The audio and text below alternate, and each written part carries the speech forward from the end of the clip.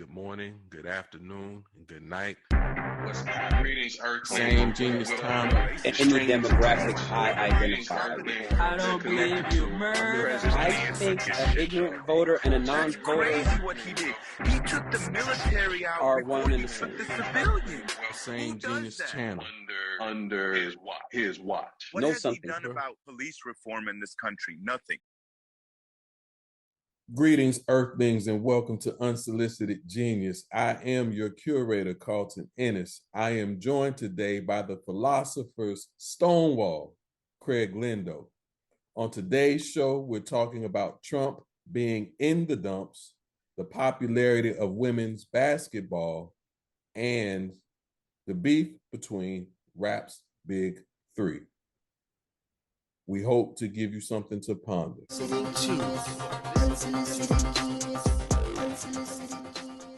Brother Craig, he said, what it do? How you be? I am fantastic. Shout out to those who know, because when I holler Blue Fight, they be like, you know what I'm talking about? And I'm looking at the world through these rose-colored lenses. I'm staying optimistic, and that's what's popping, bro. All right. So that's what's popping. You got a big old smile on your face. You're optimistic. Anything else on your mind you want to share with the folk before we hop into the show? If anything, I'll just be like, look, stop talking trash about these kids. That's it. They coming and they great, and you need to accept it, and they different. Like, we were different when we had a size 28 waist, but we were buying size 34 jeans. We were different. But the PE teacher and the teachers in our classroom were like, in middle school, they had like their jeans up to their belly button or their like breast line. You know what I'm saying? And they had words like chick on them. Like they didn't understand us. And stop being every generation is gonna be just fine. Stop being your parents. That's the only thing I hate seeing is that. So that's if you ask me what's on my mind, I'm like, leave the damn kids alone. They're gonna be just fine. Like if you love on them, maybe they'll talk to you. Man, convicted and received, right? Convicted and received. My dog said convicted. Because I'm a parent. And, not so much my kid, his faults are my faults. His strengths are his God-given strengths from me and his mom. But from the two of us. I observe his classmates. I observe the other kids. I encounter more children as our network of brothers and friends, children grow. They cool, but I also observe other people's children. And I won't say that I worry, but it is odd. It is different. And at the same time, as much as I coach and I coach people I work with out of shame and releasing guilt and releasing shame, when I realized how big the clothes that I used to wear were, I'm shamed. Like why would I have an extra large in my closet? You know why I don't have any frat gear or I don't wear any frat gear? It's too big and it looks ridiculous. But when I was not the lean, mean muscle machine I am today, so meaning I was 30 pounds lighter, I was wearing extra larges. And I had a pair of shorts that were 36. Jean shorts, right? Yeah. Would it have that, like, cause here's the thing. There was an era, and I know we don't talk about it, where your masculinity and your dress code, there was a specific alignment. There was a certain period that we don't talk about where like, yo, why why your hemline is above your knee? Like your shorts should not stop. There was a point where like your shorts stopping above your knee was crazy as a dude, right? And I'm not saying I'm not happy for the change, Be comfortable, be happy. But I really was a part of that. Them and one shorts that I had, no. All of them and one shorts that I had, them and one nylon tough as hell outdoor basketball shorts that I had, pre Walmart and one basketball shorts that I had were like, if they stopped above my knee, they'd be like, "Yo, what are you doing? Whose shorts are those? Your little brothers? Your girl?" They couldn't stop, but they had to go past the knee. I mean, I had shorts that went down to the sneaker, to the high top, you know, and they weren't, you know, you got culottes and some other things, you know, but those weren't them. These were my shorts. And we might play basketball in them. We might, we out in the summertime heat with them, you know, so they were our shorts, cross colors. That's what we wore. And so the cross color era. Remember, pictures, D.L. Hughley at one point was the cross colors poster boy on BET, boy. Like everything he did on BET was rocking cross colors. I think he was hosting the show at the time, though. Yeah, I have to look back. But yeah, man, so all that to say, to your point, you know, the kids will be all right. And if you love them and give them what you got, they'll get there. And the last piece, to again, convicted and received. I remember our parents reacting to our music, our parents reacting to our style, our parents reacting to video games, and you know, a lot of the things that came about in the 80s, 90s, they wasn't feeling. Now, you know, video games are everywhere. So, you know, grandma don't trip about grandbaby doing his thing on the iPad, on the computer, you know, limits, of course, but, you know, where it was taboo for them when it was our era, you know, it's part of the norm. But I do remember how they reacted to the newness of what we did. And I know I don't want to be that dad. I don't want to be that person. I actually spoke today at one of the local universities here in Austin and talked to a class of students. And, you know, I told them, you know, I gave a shout out to the show, told them that, you know, I coach, got the podcast, we talk hip hop. And I was clear, you know, I do Nas, I do Jay-Z, I do Biggie. I said, I give everybody their space, but I'm not Lil Baby, Doug Baby, Ice Spice and all them. That's not my lane. If that's your lane, do it. It's all music, it's all love. But on our show, you know, we gravitate toward what we vibe with, what we grew up with, and what we still listen to. Fair. Yeah. So no, I hear you, man. Love the kids. Love the kids. Love on the babies, man. They're gonna be just fine, just because they different. Like, stop repeating the same mistakes that led you to stop. Yeah, that interrupted your connection with certain adults in your life, man. All right. Well, speaking of interruptions and disconnection, disruptions, and all those things, former President Trump is in a for real trial right now. I believe as of today, they have identified the jury. I have to double check. If they haven't yet, they are close. But he is being charged with 34 counts of falsifying business records. Each count could be up to 4 years in prison. Although from a legal standpoint, as a first offender, the judge could issue probation. And for this type of crime, the max term is 20 years in New York anyway. So he's not going to get 4 times 34, no matter how it goes. High probability that he gets probation if convicted. Question to you, Brother Craig. Why do, I don't even want, I'm going to ask it. Why is he up for being president? Why? Because this is the United States of America.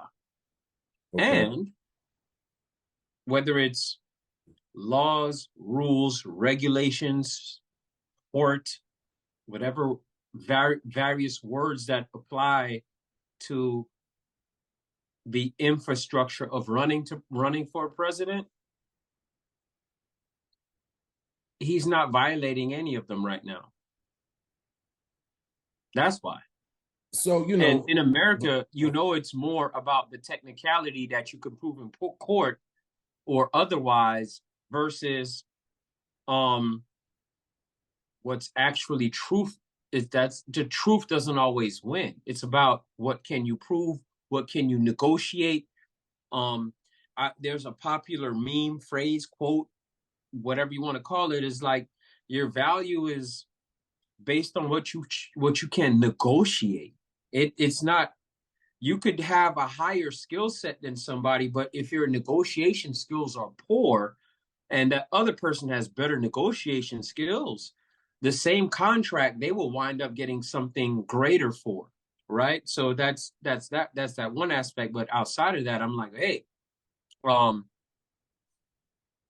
nobody has pointed out where his running for president, he's prevented from running for president based on being on trial. Does that change with a conviction? I am not educated enough to speak on that. However, so far, it doesn't seem to be an impediment. So thank you for your technical answer, because that technically, I think you are correct. He has not broken any violated any specific rules, statutes, laws that say you can't be president.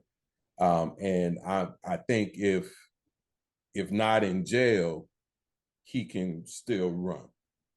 Now, the non-technical side of my question stems from the thought that I had as this week went about, is remembering when Bill Clinton was president and he got in trouble about a dress, about a woman, and the uproar that portions of our country was in related to his morals, related to his ability to govern. If he's this kind of man, he can't be president. The impeachment hearings, all these things that came about because of what he did. And, he was married, feel about it how you want to feel about it morally. But there were people coming for his throat. Fair enough. And a lot of people believe that's why he contributed to Al Gore not winning, because the Democrats, per Bill Clinton, were morally corrupt. That is in our lifetime. Granted, we're talking over 24, 25 plus years ago at this point. But it's the same country. It's the same position. It's the same title.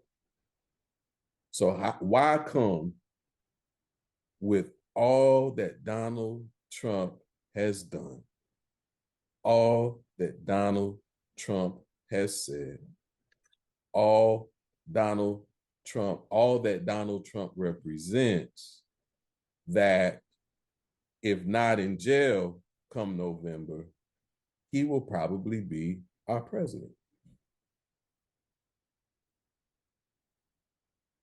I got something to point out on that, actually. I'm listening. A part of the reaction to that, if you remember, yes, you're absolutely correct, CI. The loud minority of the country, they're loud, but the loud minority reacted in disgust to the behavior of one Bill Clinton. Great. Touché. And it was weaponized by that side. Great. But there was also other reactions. There were. And it was like, yo, hey, he went and did what? Yeah. It was like, yo, he did what? He's one of us. He's every day. Like, there was a lot of people that I was like, yo, I don't. He did what with a cigar butt? Right. No, I remember. So I was like, yo, it made. So what I'm saying is, I'm not endorsing it. What I'm saying is he made him more relatable and almost amplified his popularity. To some people, they're like, yo, that's how I move in the universe. The president moves in the universe like I do? Wow. You feel me? No, and you're right. You make I remember that. And you I make a valid point. There's some people that, no, we don't love this take. Most people don't love this take, whatever. But guess what? In a universe of messed up people, are you surprised that they're looking at a messed up dude and is willing to vote for this messed up dude as president?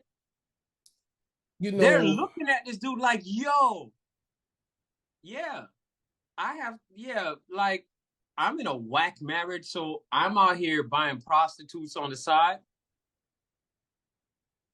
I'm in a loveless marriage. I'm out here moving weird in the universe. Like, there's people that are living like that. I'm sure some of my neighbors are moving like that. That is not beyond the realm of possibility. Don't point them out. Don't have them come knocking on I your will door never like, do that. Player. Nah, no. But you know what I'm saying? There's a lot of people looking at this guy like, yo, he moves like me. And I'm not advocating him. I'm just pointing this out. No, that's fair. So to some people, he has become relatable. Like, yo, yeah, I'm facing charges too, dog. I'm facing charges too. That's fair. I think, as much as we talk Trump, it's interesting the perspective, how my perspective just continues to evolve, because he's not a new topic for us. He's not a new topic for this planet. But I guess, it's a lot. I receive a lot in what you say, because at the time of Bill Clinton, it was probably a minority that, like we do in our politics, leverage the media, leverage their right-wing colleagues in this particular instance to energize, galvanize around this mantra of the masses against, Bill Clinton's moral corruption.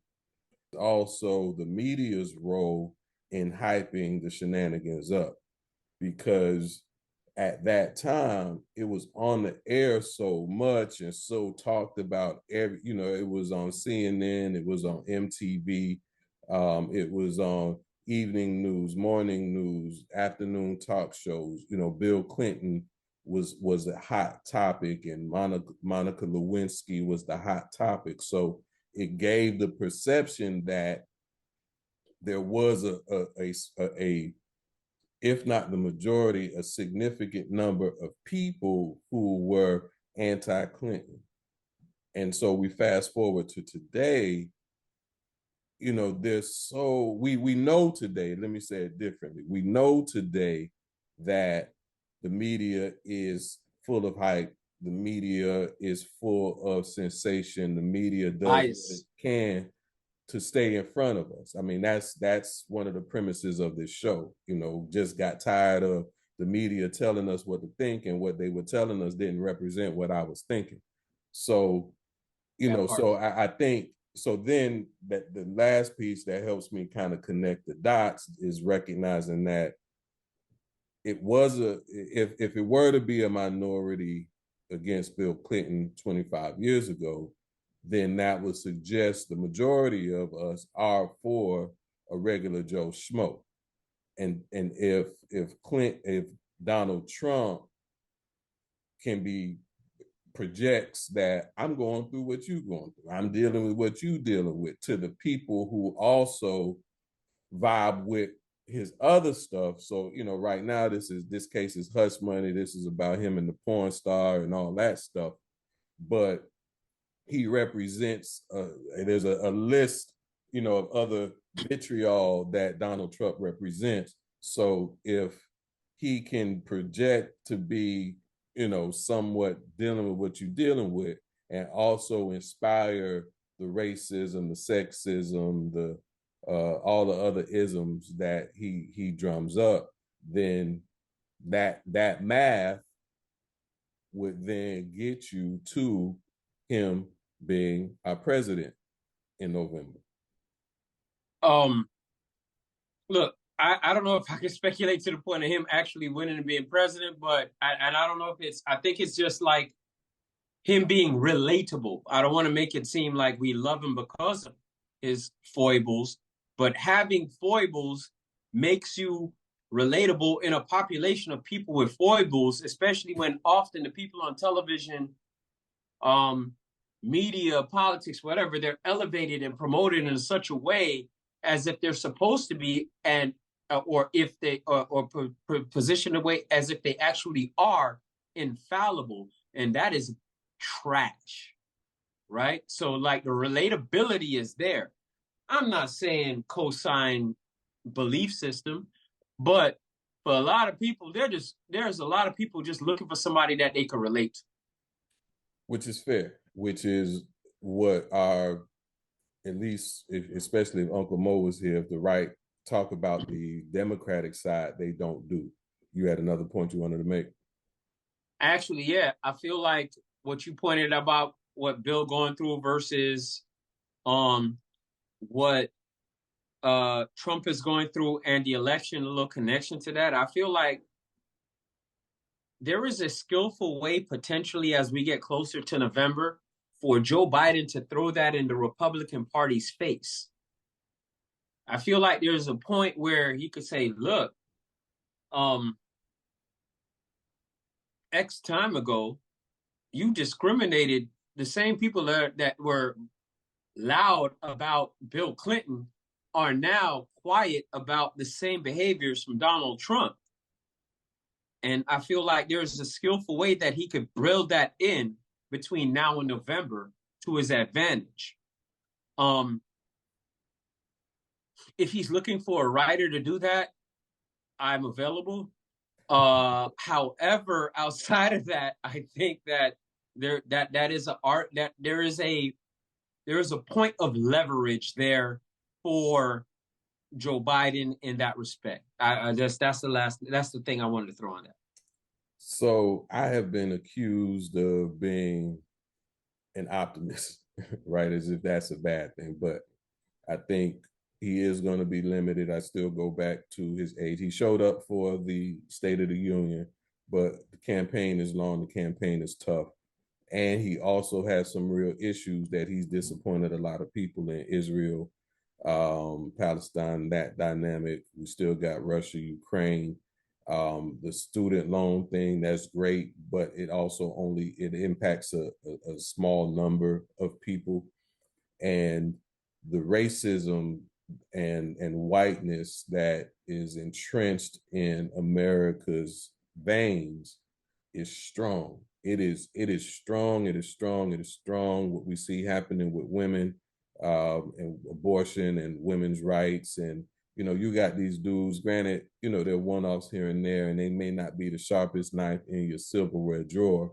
But when I see grown men being interviewed saying that women should not have the right to vote, that blacks should not have the right to vote, that we need to reverse all of it, that's what he represents. And that is entrenched in the veins of our country. Now, maybe circumstance and other things helped it remain underground, but it's not underground anymore. It's out, and they're galvanizing their troops.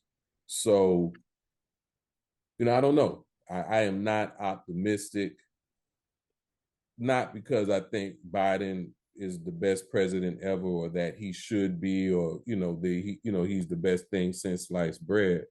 But I've been clear on this platform, and if anybody ever asks me, it's not about the individual, it's not about the man. You like pouring sauce, do your thing. But I don't want him to be my president. That's where I'm at. Because what I believe the president position to represent for me is not represented in how Donald Trump speaks and how he carries himself, how he projects himself, and ultimately what he represents. So, but based on all I hear, all I see, all I read, the fact that it's a close election, when they do those exit polls and all that stuff, or whoever they call and who you voting for, questions come up. And if you trust the information. Yeah, if you trust the information, but and if great, if it's wrong, then great, then we won't have to deal with him this go around. But and maybe it's just me preparing myself, because I know 8 years ago, when he was first president, when he won the election, it was a lot of sad people when I went to work, and so I'm not trying to be a part of that energy. I will not allow myself to be shocked. And if you have conversation or associate with me, I'm not going to allow you to be shocked either. So this is my way of making sure that I and others prepare themselves. Totally understood and received, big dog. Honestly, and I've stated this for I don't want either candidate. I would prefer younger. I prefer Right. I prefer younger on both sides, newer ideas, more connected with the middle class, or otherwise, more connected with the middle class. So I am not all in on either, personally. However, the difference to me is that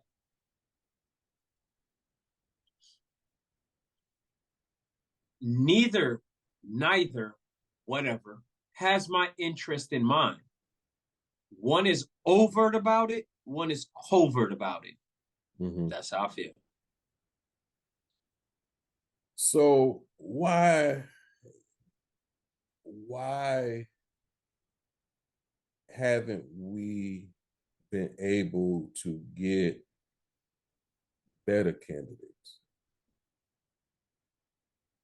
Mm-hmm. Theory, it's not facts. I can only speculate. Before I even answer that, I'd have to probably put a disclaimer, like I'm not smart enough or entrenched enough to know it, right? It's like, but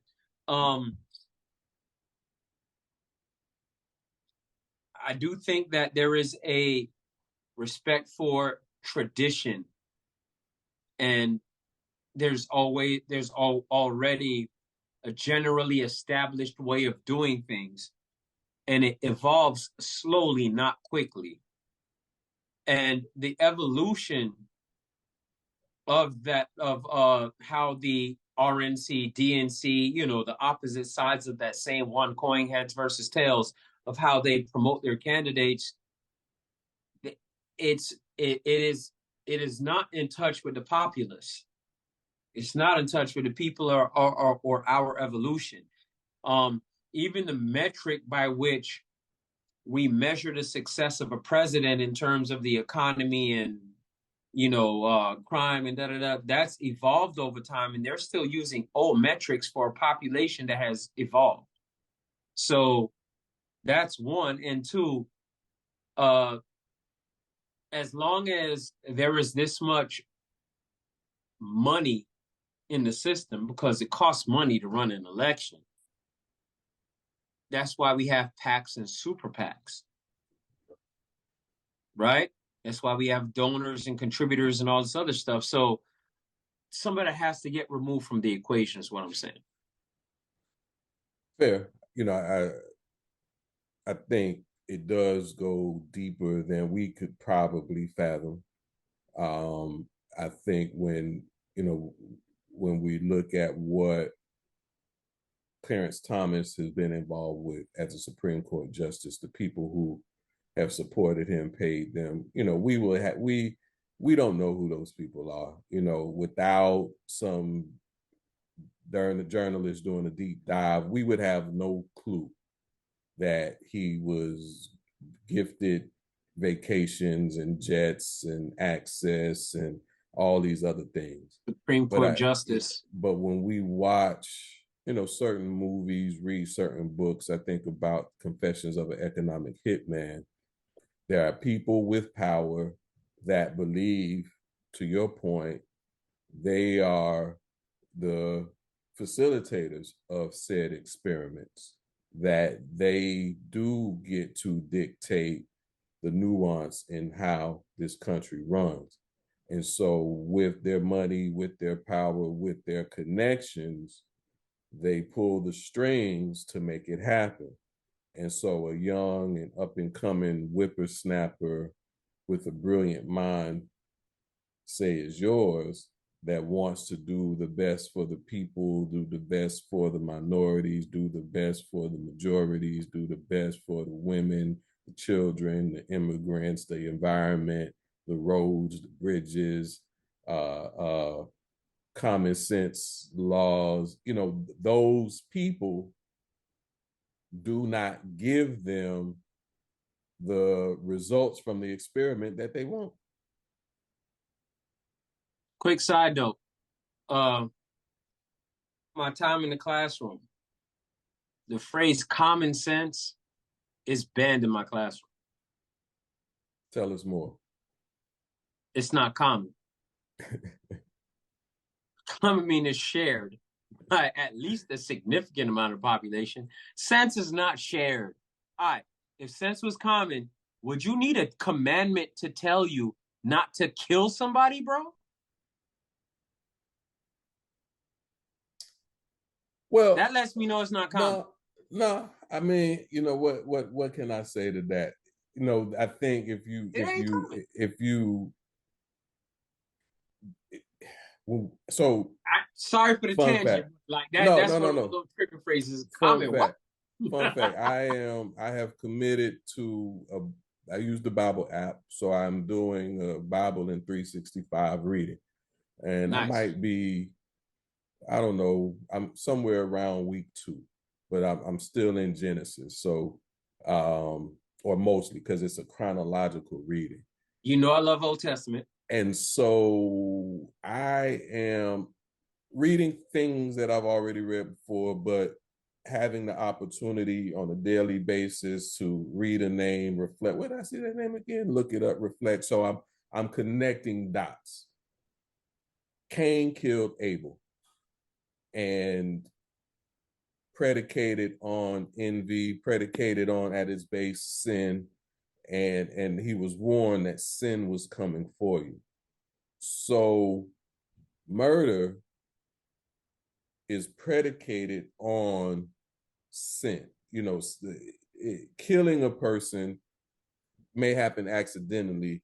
Killing a person can, in law, is punishment for a crime. But the sin precedes the murder. Murder sin, but there's envy, there's jealousy, there's greed, there's hate, there's other things that have to enter your heart before you commit the crime, before you take that life. So, and I'm you're the philosopher Stonewall, so I'm philosophizing here for a second. I don't know if this gonna make sense when we look at it later. So what I ascertain from that is sin, right? And then we get a law, we get a commandment that says, don't do this thing. So on one aspect, to your point, it should follow some logic that it is not okay to just take a life because you want to, right? But in this instance, because of the things that enter our hearts, we need a law that says you can't do this thing because you want to. So what is it that we are ignorant to? Is it ultimately the power and the impact of sin?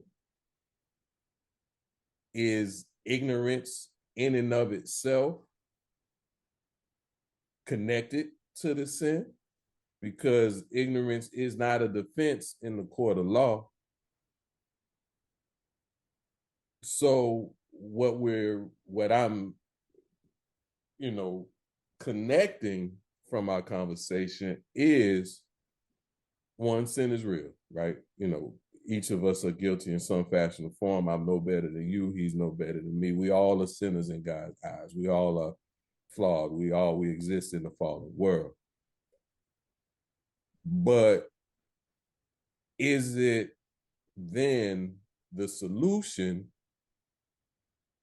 resolution, if we ever could get there, if something like this could ever be fixed, if we look at it from the aspect of a science experiment, what that would suggest we need to add to our formula is love.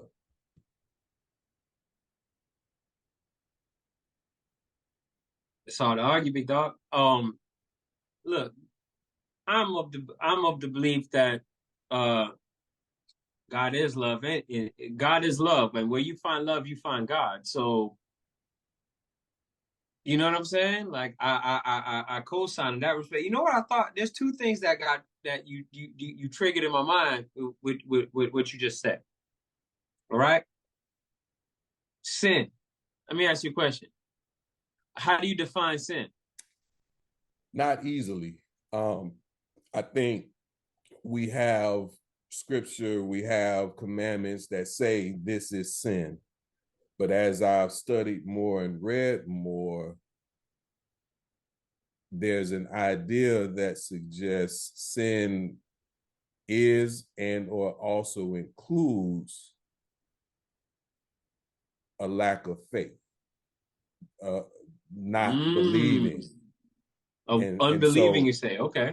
And where, I'm still growing and evolving in that is the murder unbelieving, is the lusting unbelieving, is the hate unbelieving?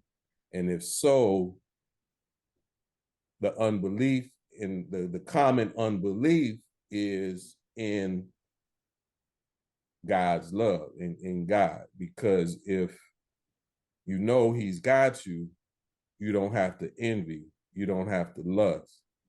If love, romantic love, let's say for instance, is what you want, you pray on that thing, you align with that thing, and you release and give it to him, he will deliver to you that thing. If you see somebody got a fancy car and you're like, man, I want a car like that, but instead of praying on it and kind of letting him guide you to the work and the path for you to obtain that thing, if he would do that, this is just me and you talking. People gonna be listening, but this just me and you talking right now. Maybe the sin is not believing that between a relationship between you and God that you can ascertain anything of your heart desires. And so because you don't have that faith, because you don't have that belief in him, you find a shortcut, which includes robbing somebody robbing somebody at gunpoint and inadvertently, out of fear, pulling that trigger, and now you facing 25 to life. So I don't know. But that's to answer your question. There are sins that are clearly established, but the definition, how to define that, I'm still growing in the specificity of how to state it. I got you. Well received. I have a follow-up though. All right. Is it a sin if you don't feel guilty about it at all?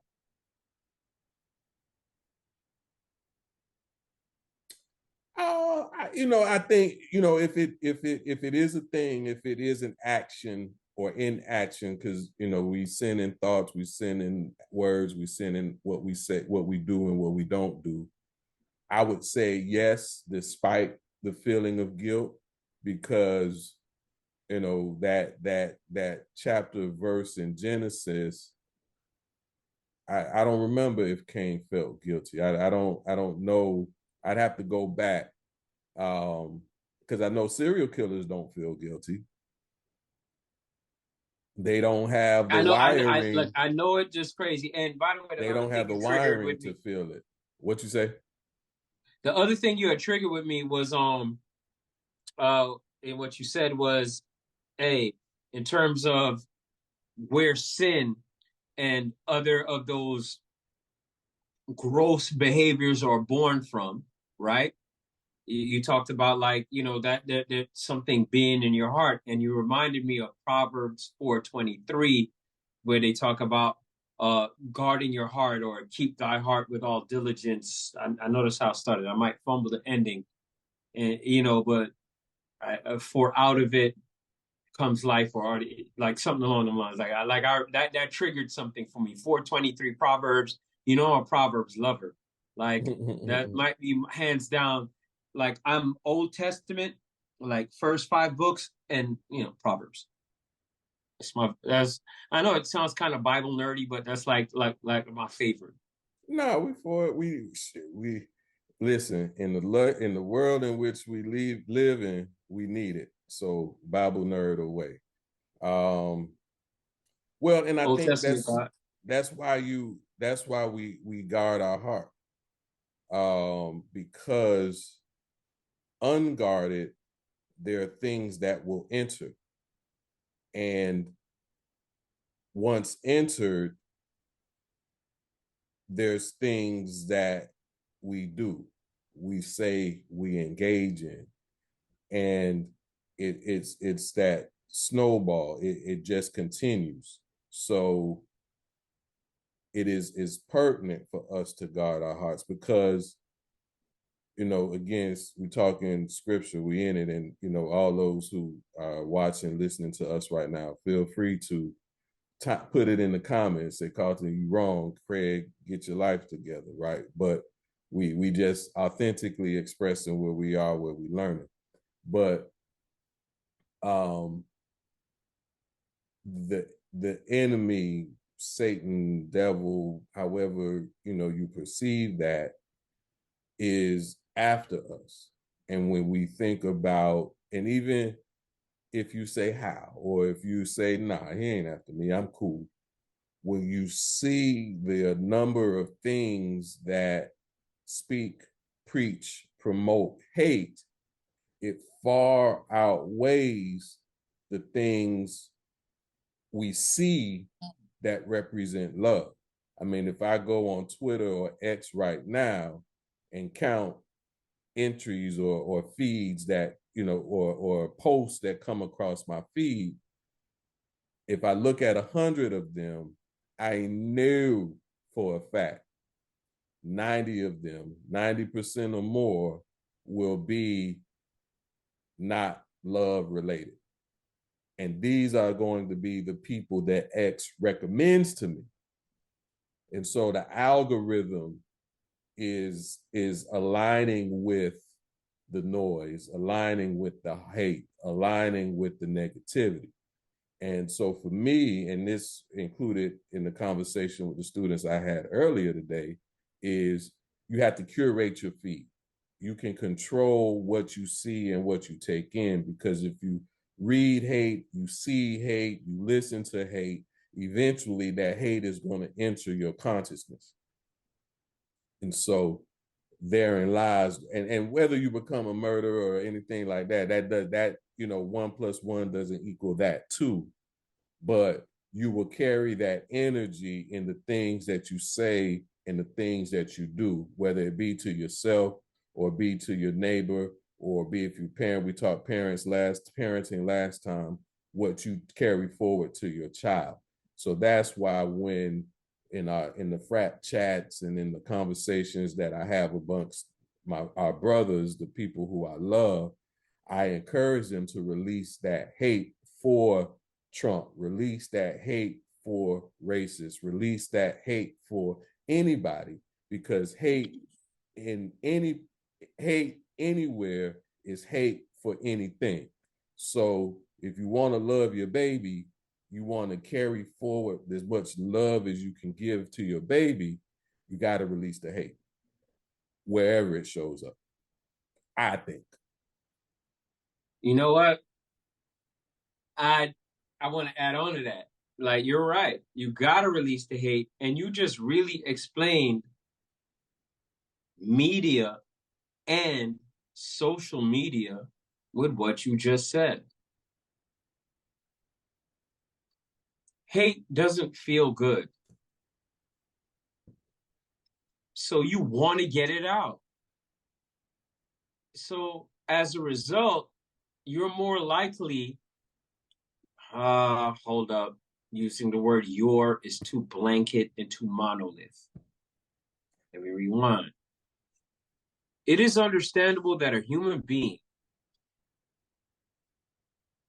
feeling uncomfortable with a dislike or hate or whatever would want to get it out of said system. You know what I'm saying? So I think that explains why you see that on the system. Like, happy people don't want to complain. They just want to keep being happy. They're not going to be typed like, it's less probable for them to be on social media typing things. Why? Because they're out being happy. Yeah, some people are so self-aware that they might, speak in terms of thankfulness, gratitude, and but then at the same time, they run the risk of acting like, oh, you showing off, you bragging, you this, that, and the other, right? So that's another conversation, right? So, or you fake, that's what you posting, but that's not what you live in, or even in all these different aspects. But I think you explained a lot in that, like, happy, uncomfortable, unhappy people are more likely to be talking out. When you are in pain, you scream. This is logic. It happens. Sometimes the pain gets so intense that people have to scream, squeal, speak out, revolt, say something, get it off their chest, vent, whatever buzzword from whatever generation. You know what I mean? So, like, I think you kind of just summarized that, like, masterfully, whether it's going to be in newspaper print or tabloid, the Inquirer, whatever, Shade Room, Wendy Williams, NBC, ABC, like if things are going great, nobody wants to talk about that. They just want to keep on having things go great. Yeah. Like, you know what I'm saying? Like, but when you're in pain and issues messed up, that's what you want to talk about there, because we need to change this. I don't like this. Yeah. No, like you summed that up beautiful. So I think going forward, because I'm not a big on reading the comments. I only read the comments if I'm trying to understand the post. But often in reading the comments, you read the hate, you read the vitriol, and so maybe, and I don't engage, but maybe I'll test out asking the question: are you hurting right now? Would you like to talk? And then and see where we land, because I think this is a safe space. Like energy attracts like energy, and so if people in pain do, some people suffer in silence, and those people aren't on social media, or they won't talk about it. They suffer in silence. That's a different thing. That's the depression. That's where we want you to get help. But in that other realm, that next level up energetically from apathy, depression, is anger. And so, you got in between those frequencies of apathy and anger. And even as you start to move up to achievement and cooperation energetically, there's a lot of vitriol in that range. And so if you see it as we do on the social medias, that would suggest, from the aspect of like energy attracting like energy, as that this pool, this mix, this pool is a significant amount of hurt, a significant amount of anger, a significant amount of frustration, a significant amount of loneliness, all those low vibe things, not in totality, because I get cooking tips on there, I get coaching tips on there, I get relationship tips on there. There's things that are of value. Hell, I'm doing my best to add to the positivity pool on social media myself. But I think as we what got us here is talking about Trump. What got us here is talking about our country. and questioning how is it even possible that he's a candidate, and why can't we get better candidates? I think because the energy of the enemy, as it's defined in scripture, is strong in the United States of America. That's a fair conclusion to come to, brother. But as far as connecting this, as far as the Trump connection aspect, and how, yeah, we went down a little mini tangent. Like I still originally, like I said, America, you could get by on technicalities. You got millionaires living in Section 8 homes. What are we talking about? Just because of how you filled out paperwork. You know what I'm saying? Like you have people that are earning, like, let me not say, they're significantly high earners, high achievers living in Section 8 just because they figured out a nuance of their situation in which allowed them to figure out like paperwork that allowed them to get, like, it's, you know what I mean? Like they're different people, like that. There's tax. Dog, people didn't like Trump less for not paying taxes. They wanted to learn why or how he avoided it so they could do it. Yeah. No, that's you know true. what I'm saying? It's like, because nobody likes being at the end of a gun of a stick-up kid, which, quite frankly, most people in the population that I converse with, that's how they view taxes, unless they feel like they're being recorded and wants to toe the company line for a certain party. Then they're like, no, taxes are blah, blah, blah, blah, blah. No, they're like, most people feel taxes are robbery. So oh, you telling me the president didn't pay taxes? I don't want you to prosecute him.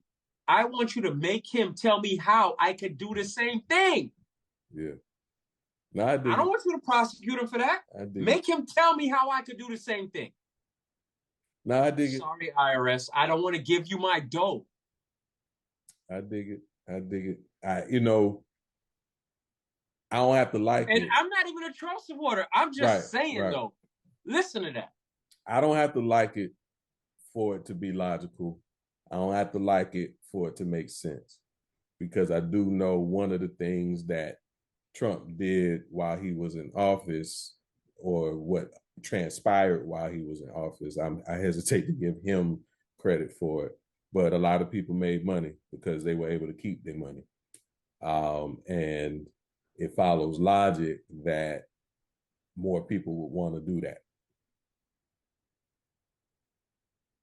All right. So 100.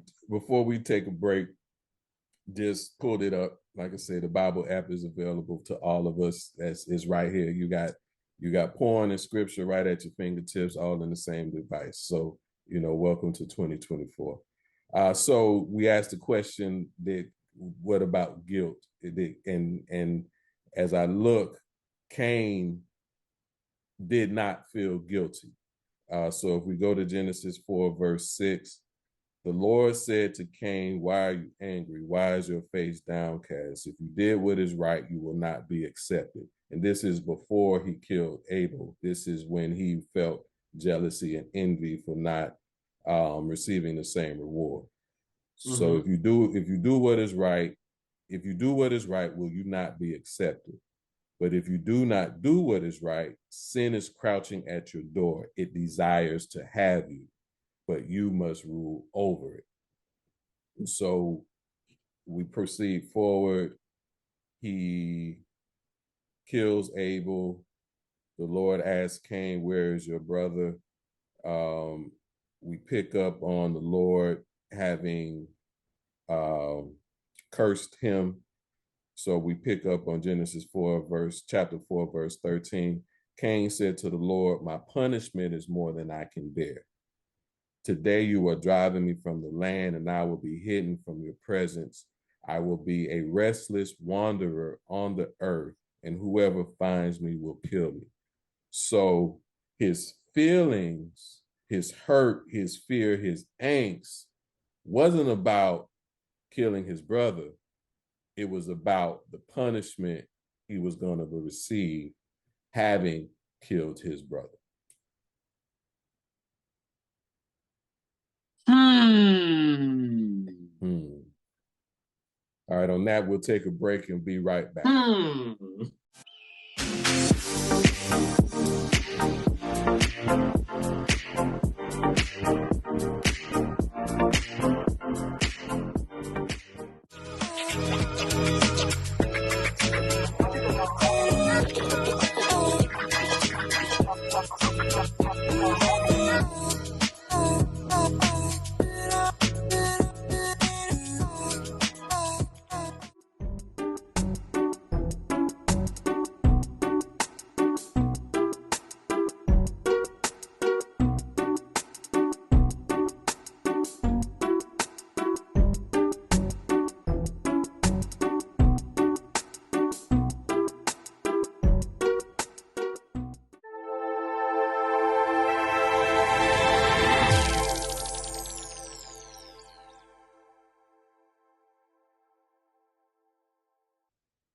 Welcome back to Unsolicited Genius. What in the sports?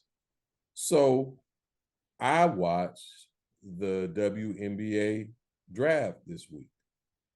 Never watched it before, never even knew if and when it was on before. But I watched the entire first round and had the second round in the background. You know, first of all, I learned that there are 12 teams. For some reason, I thought there were more. I didn't realize it was 12. So, it went relatively quick. But, and that's not a judgment, it's just an acknowledgement. Let it grow. Need more teams. Let's get more teams. But I am becoming a women's basketball watcher and feel my energy gravitating toward fandom. And what it likened me to is, I was alive for the Bird Magic era, but I wasn't watching basketball when their competition started. And they talk about how Magic Bird shifted the NBA. They made the NBA's popularity grow. Playoff games weren't broadcast live. Playoff games were being played at 1 a.m., 2 a.m. in the morning on replay. But that competition with Magic and Bird grew it to what it is today. They compare Steph's salary to the highest paid WNBA player, and he's at what, 34 gazillion million, and the highest WNBA player might be at 300K, 400K, something of that nature. We can talk about that too if you want to, as there's dynamics there. But I bring it up because I'm becoming a fan. How about you? I risk sounding like the arrogant backpacker in the hip hop conversation on this, but I've kind of been following women's for a couple of years now. Okay, good. That's good. I got some homies that prefer women's basketball. So there are certain times when I actually do, because if I want to see a greater variety of systems run, I'm going to see it in women's basketball, whereas the men's game, it's come dependent on athleticism to the point that we let people travel.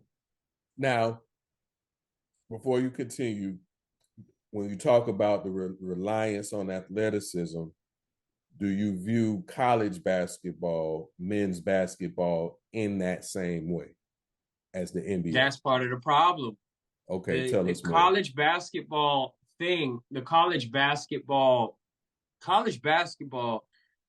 did not get to the point where they sacrificed certain fundamentals like traveling for the sake of ratings.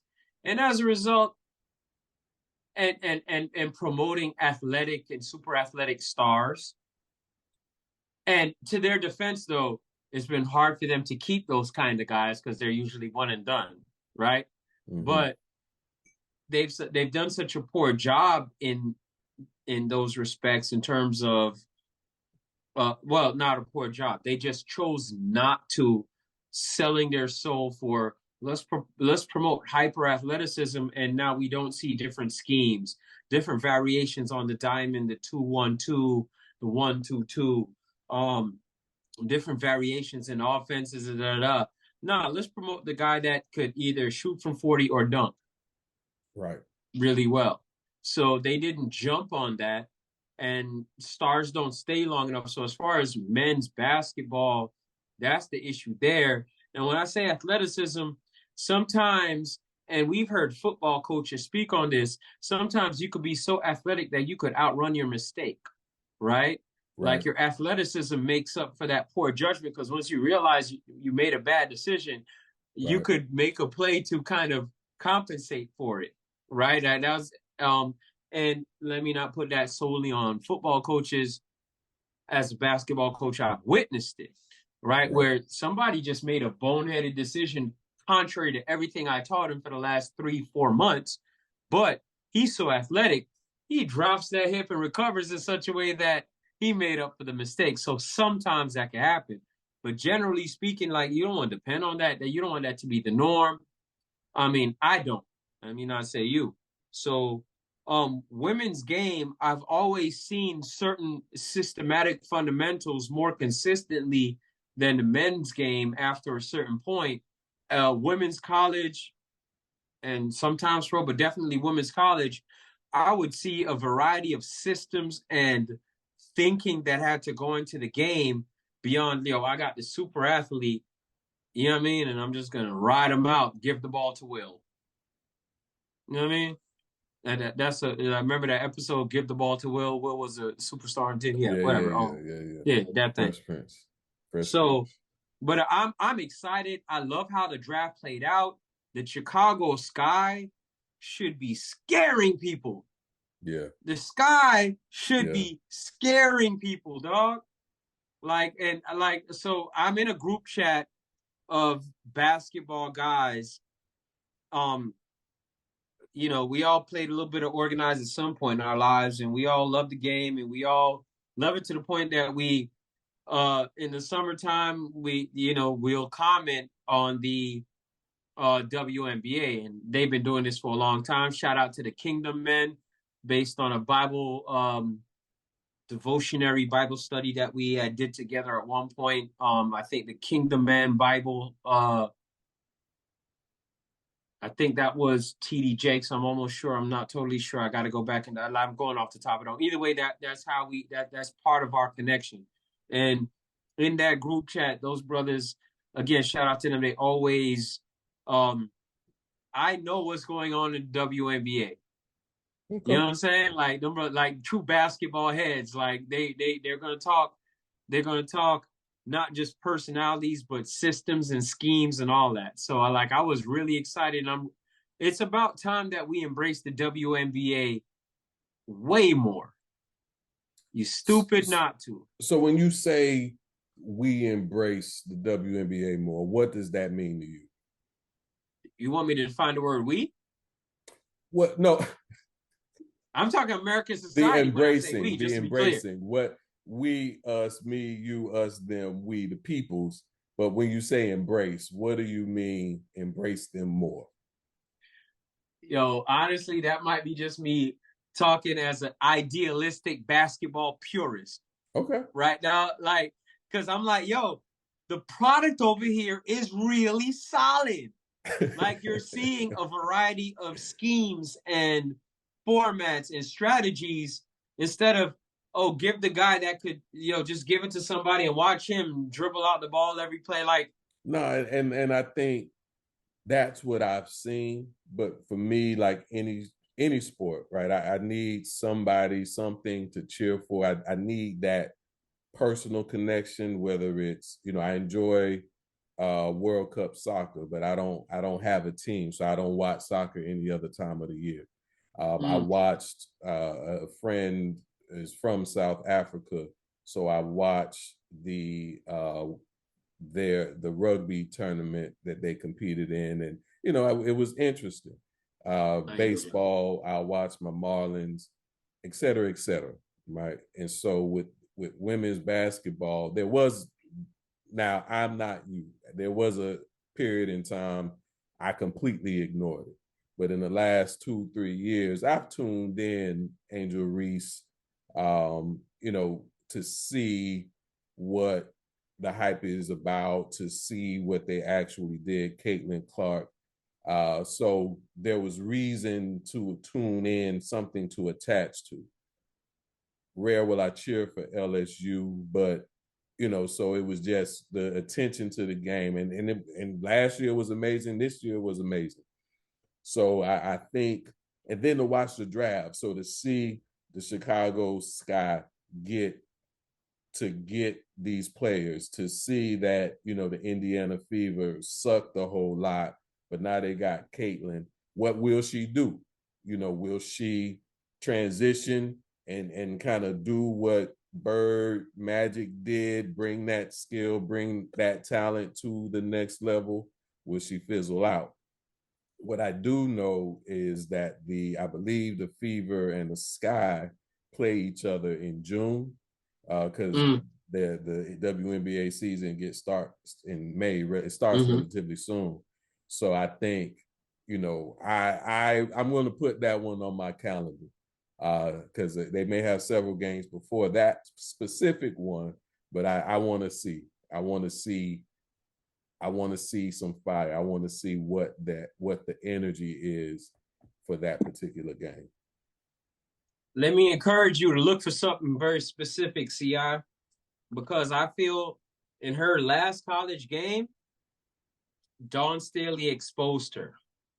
And it's on film and it's copyable. Like the way she was defended, especially in the second half, I think that is replicable in the league. And if coaches are smart enough to look at what Coach Staley did, they could really start to mute her efficacy if they mimic that. And I would tell you, look for that, because you saw what happened in the second half, generally speaking, of that game. It is totally replicable.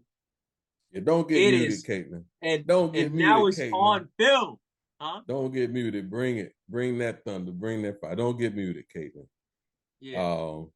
So yeah, I'm intrigued, and I think this is okay to say, but I thought as women at the draft, they looked amazing. Like that was the red carpet thing they had going. Like that was fly. Not me not looking lustfully, because they younger than my goddaughter at this point, but just seeing star power.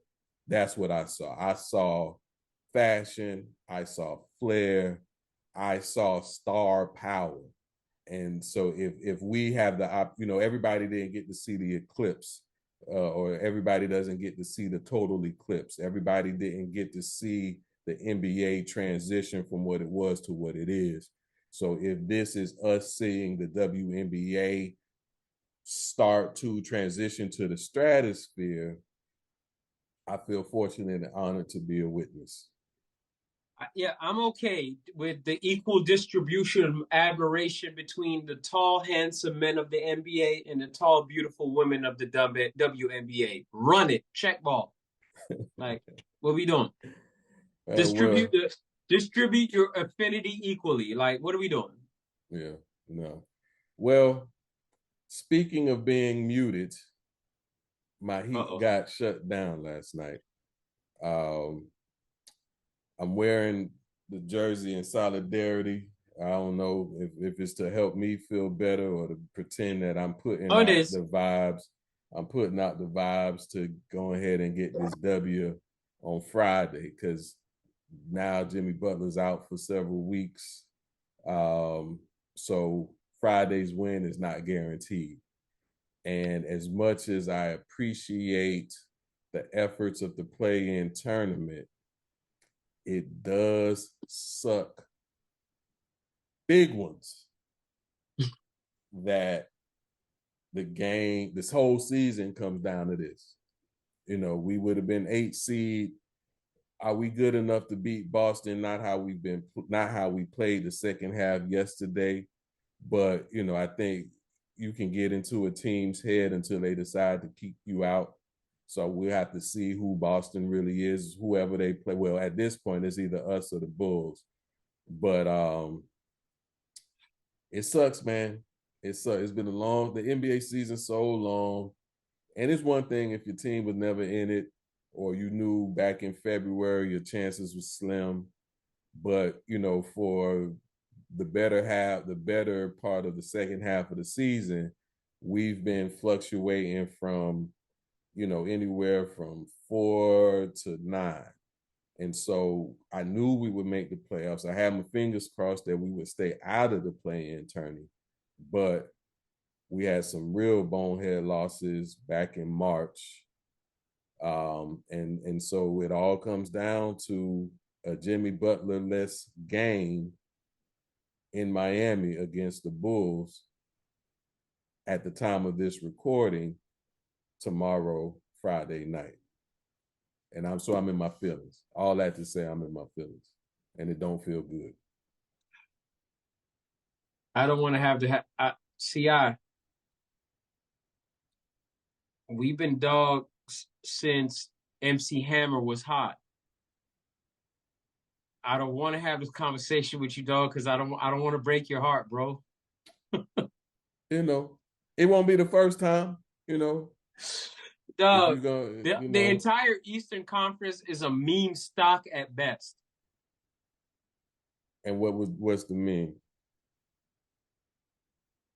They're all competing in vain. The championship won't be in the Eastern Conference. No, it won't. Well, it won't. All right, hold on. We could just shut down the Eastern Conference and watch the West play, and whoever wins the West is the champ. So, all right, let's do this. Let's do this. Let me pull it up so I make sure. I don't look as an East Coast dude. I don't love saying it.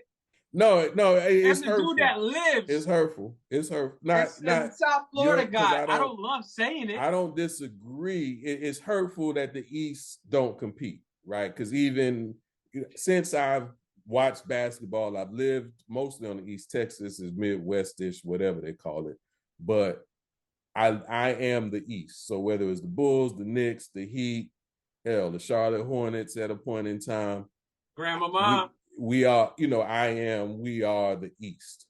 And so the thought that the East doesn't even compete is not just issue as a basketball fan, it's an issue as to it regarding where I'm from. So I feel you on that, but I got questions. So hold on, so what you're saying, I hear you. I'm not arguing or debating that the East might as well not play. Conference 100% scary. The Celtics are scary with a question mark. Why? So scary because with a question everybody mark. Else in their conference is cotton candy. They ain't food jack. The number 1 seed in the West is Oklahoma City. So do the Celtics beat Oklahoma City? I'm not convinced. Do the Celtics beat the Denver Nuggets? No. Do the Celtics beat the Minnesota Timberwolves? It could get closer. Now we're getting closer. Do the Celtics now we're getting beat closer because just because of how those matchups play off, that might be an incredibly entertaining series. Timberwolves Celtics. Yeah. What low about key? Clippers Celtics.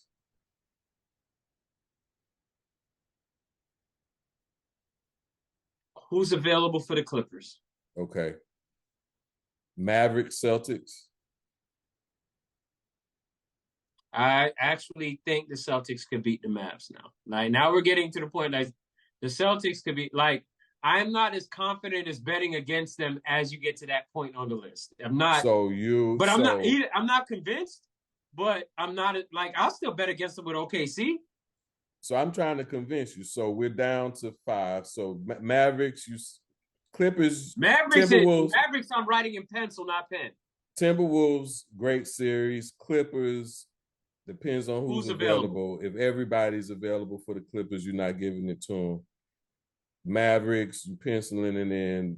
Phoenix Suns. Yeah, they'll beat Phoenix. They'll beat Phoenix. All right. So and they might beat the Mavericks too. You know what I mean? Like Yeah. So the top 14, so OKC will be playing the Kings or the Pelicans. The Nuggets will be playing your Lakers. The Timberwolves will be playing the Suns, and the Clippers will be playing the Mavericks. So basically, minus an upset of the Lakers, Nuggets, Suns, Timberwolves, the West is in. The West got it. Go ahead and crown I them. just Go I go am ahead and leaning in crown that them. direction after, and I admitted to you on a previous podcast that I am not the same basketball quote fan that I used to be. Once football shuts down, the NBA starts getting more of my attention, right? Right. Plus I'd rather play than watch. But from what I've watched and from the numbers that keep presenting themselves in patterns, look, man, getting me to buy into an East Coast championship this year. Ain't had. Well, That's and rough. that what's interesting about that is I am. I Part of that have is feelings. depth too, Ci. Yeah, no, Like, I get which it. team is deep enough? Yeah, because I'm not suggesting that you're wrong, because what I've attempted to do in my emotions is to acknowledge that the Heat not beating Denver, right? Okay. The Heat aren't I didn't want to say that beating. before you did. The Heat aren't beating Denver. I get that, right? Minus something would have to happen. It's happened before, but somebody would have to, Goku, Dragon Ball Z, Super Saiyan power up, right? Which we've seen happen before, because D Wade did it when the Heat won the first one, right? But I need to see OKC. I need to see Minnesota. I need to see the Clippers do it. Like, I can't crown them. So if Denver somehow loses to the Lakers or loses in that next round, let's say, injuries happen, Jimmy Butler out for several weeks, injuries happen. So if somehow it's not the Nuggets that represents the West, or they get knocked out, because I think, to your point, whoever survives the West will clearly be, barring injury, they would have gone through a gauntlet to get to that top spot. Iron sharp as iron, big dog. But before the playoffs start, I just, I need to see them do it, because we also have seen that before with the NBA. Regular season hype, regular season numbers, but that grind that the playoffs is, the fact that you now have coaches who have to show their capability and scheming for the same game. So you can't come game after game with the same scheme. You got to have a strategy that carries you through 7 games. You got to figure out the matchups. There's going to be a blowout loss despite you being a better team. Like, you're going to have the ebbs and flows. Like, NBA playoffs, just watching it as a fan is a grind. So I can only imagine what a series feels like on the mind and bodies of an actual player. So to me, I hear you loud and clear, and I ain't debating it predicated on how the regular season went, but OKC, Minnesota, and the Clippers, they got to prove it to me. You're right. But see, the special thing about OKC, they're at, you've witnessed it, bro, and you've lived through it, where you're too dumb and or too young to know that you should be scared or that this moment is a big moment. You're just young and good at what you do. And I'm just out here doing it. That is a beautiful OKC. place to be. Yeah. Right? In terms of team confidence. You're too young or too dumb to know that this is a big deal. You just out here having a good time. Man, that makes somebody dangerous. Because look, even if they're crazy, they're still dangerous.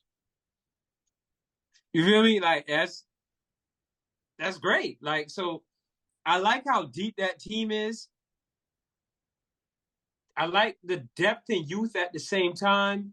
And I'm scared of the fact that they still got a mega ton of draft picks lined up for a couple years. Like, that GM's done a great job. So, like, Yeah, I because only, I think I talked on that before. I'm not even trying to rehash it, but they have a potential to be scary. Clippers is a hell thing, but it just seems right now that I should be more scared of the West. I think it's fair. That's not a stretch. And You know, I want to brag on my Heat, but I want to brag on the Lakers too. But like, I want to brag on the Lakers especially. But there's an AD question mark as I mean, always. So he showed up in the plan. He showed up in the plan. yes, if you statistically look at matchups, though, there's a guy in Denver that won a chip last year that has consistently owned him. Well, who does he? Is there Grabbed his somebody he hair and doesn't spanked him own? on the rump. Is there somebody he doesn't own? Maybe he doesn't own No, Embiid, he's been but successful Embiid not against healthy. almost every other big man. AD Yeah. has been against almost, but he has been consistently owned by, the current defending world champion. So Joker. it's like, the Joker. That's a bad man. That's a bad man. Like, you're going to look at this. Every time you've seen this man in recent years, he's grabbed your hair and smacked you on the rump. You're not looking forward to this. When I look at the Joker, I think, okay, I've seen Bird, I've seen Magic, I've seen Ewing, I've seen Olajuwon, I've seen Shaq, I've seen Jordan, I've seen Allen Iverson, I've seen Kobe. That list is crazy.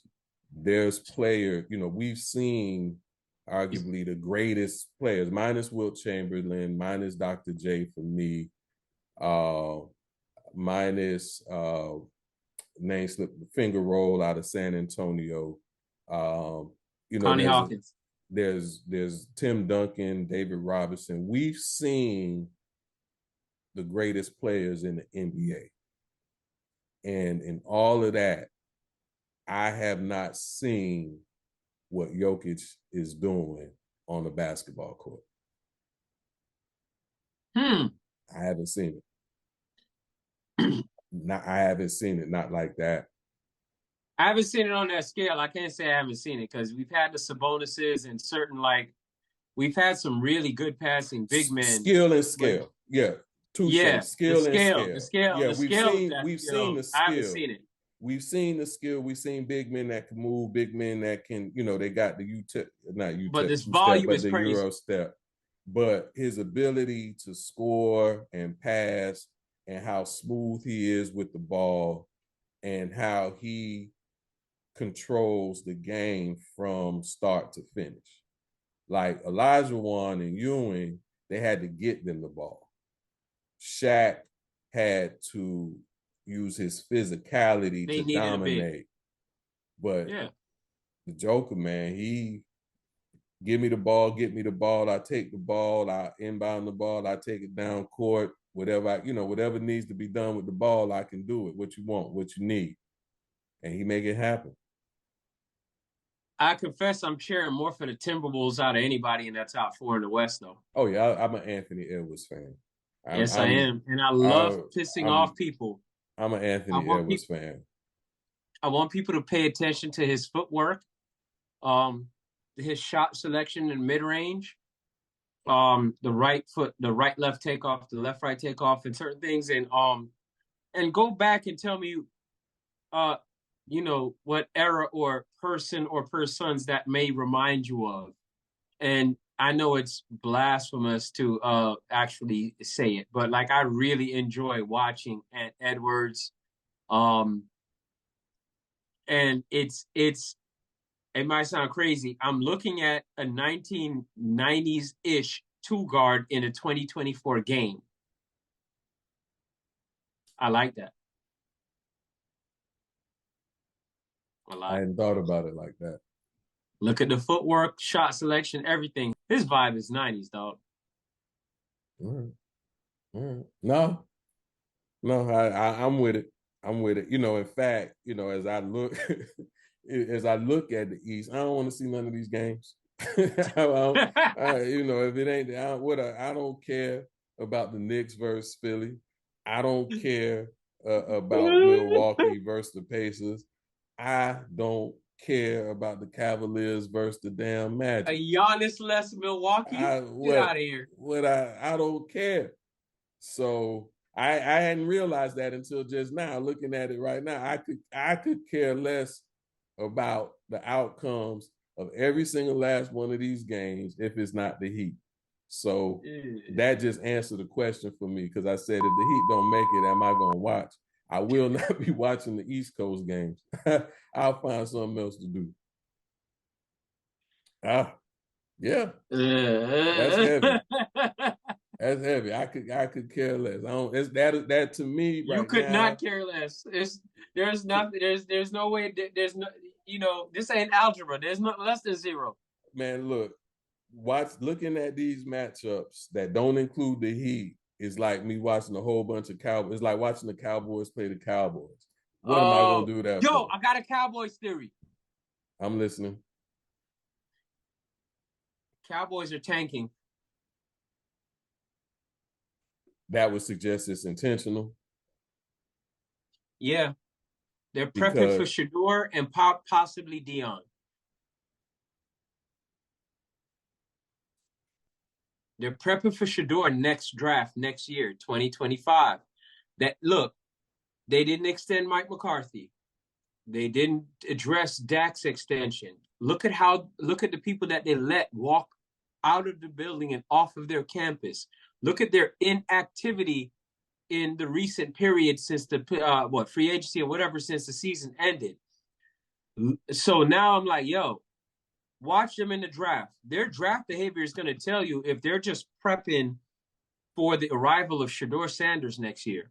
I think I'm standing on that right now as of April 18, 2024.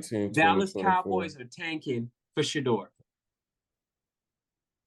Possibly Dion. All right. I hear you. If I'm wrong, duck it. It's a theory. Nah. Because I won't say the only, but the things that make that plausible, one is Jerry Jones.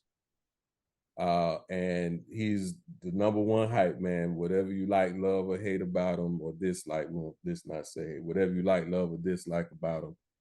He's hype, he's money, he's entertainment. That would be entertaining.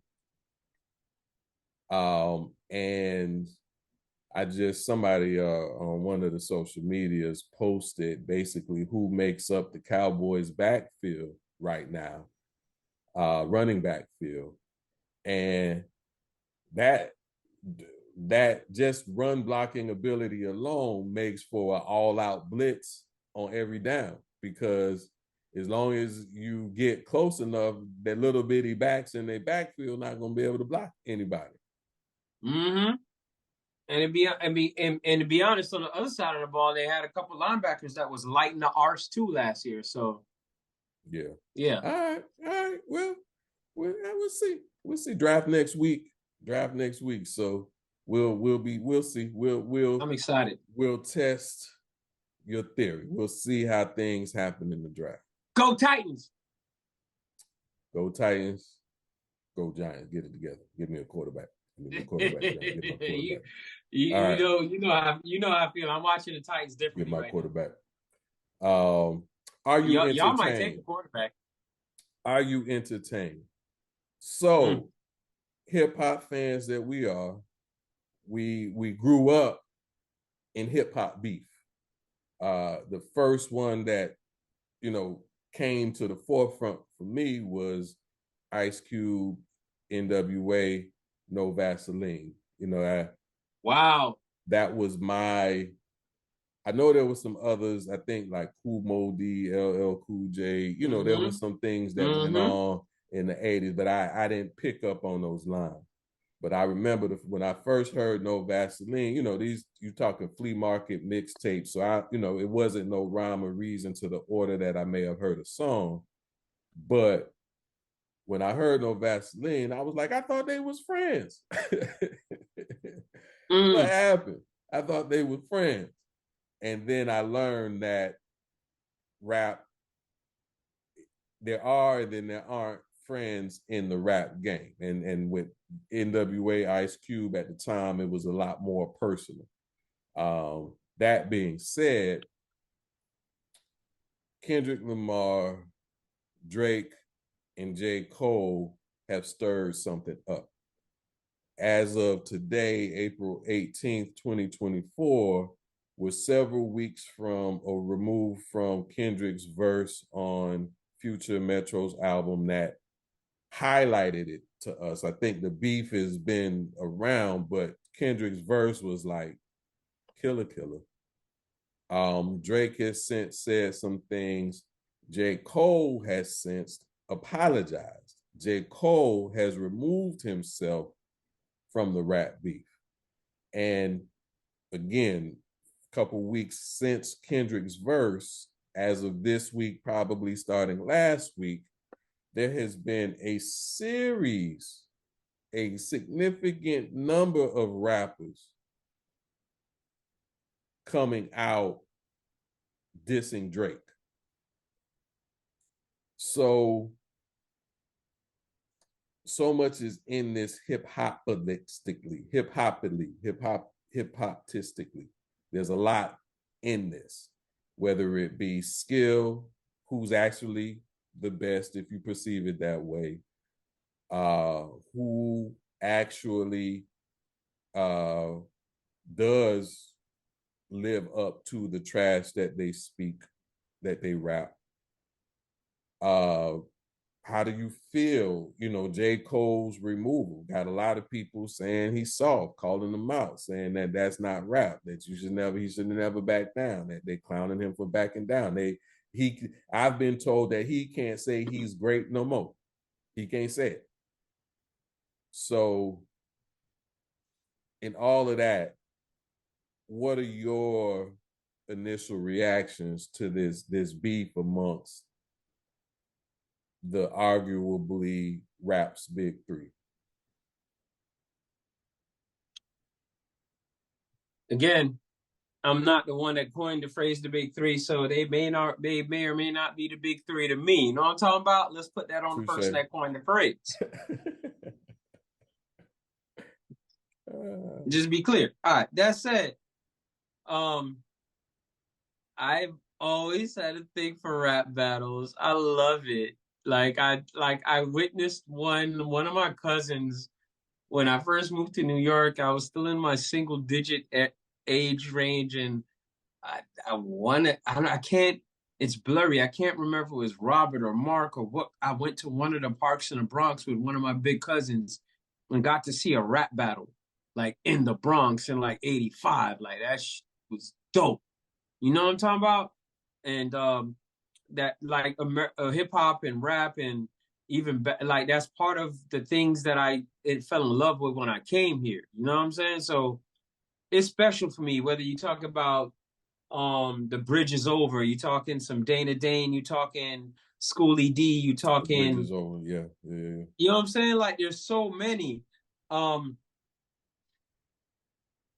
So I like that. The only one that was uncomfortable for me, even though it's legendary and other people really love it, I hated the Nas versus Jay. I hated to see two of my favorites go at it. It hurt me so bad. Hurt me so bad. At the time, I had more Jay-Z albums, but I like Jay-Z. He's in my rap top 5 for sure. But I maybe it was Tupac. I don't know what it was, but Jay-Z, I like him. I love him. Go to his concerts. But I had some inexplicable feels related to Jay-Z. I didn't have reasonable doubt, right? I'm not a reasonable doubt, right? Mo gifted to me a couple Christmas ago. That's the only reason I have it. So when Nas came out with Ether, the fire, the beat, the fire, the caustic, it was caustic.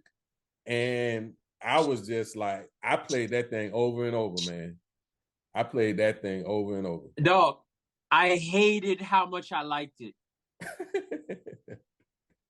I hated how much I liked it. I'm like, yo, why you doing Jay like this? Why this track so nasty? Like it was just I ain't like it.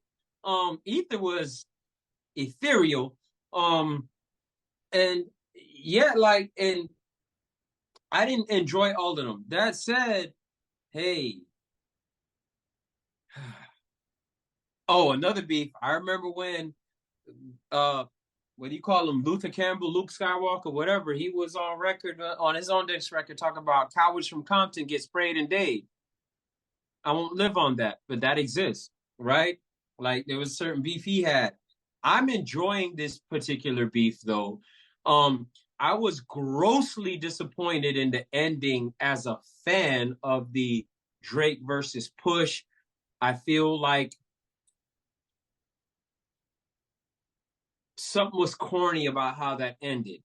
But did it end or did Drake because I still don't think Pusha T likes Drake. You know, so did it end or did Drake withdraw? Like what happened there?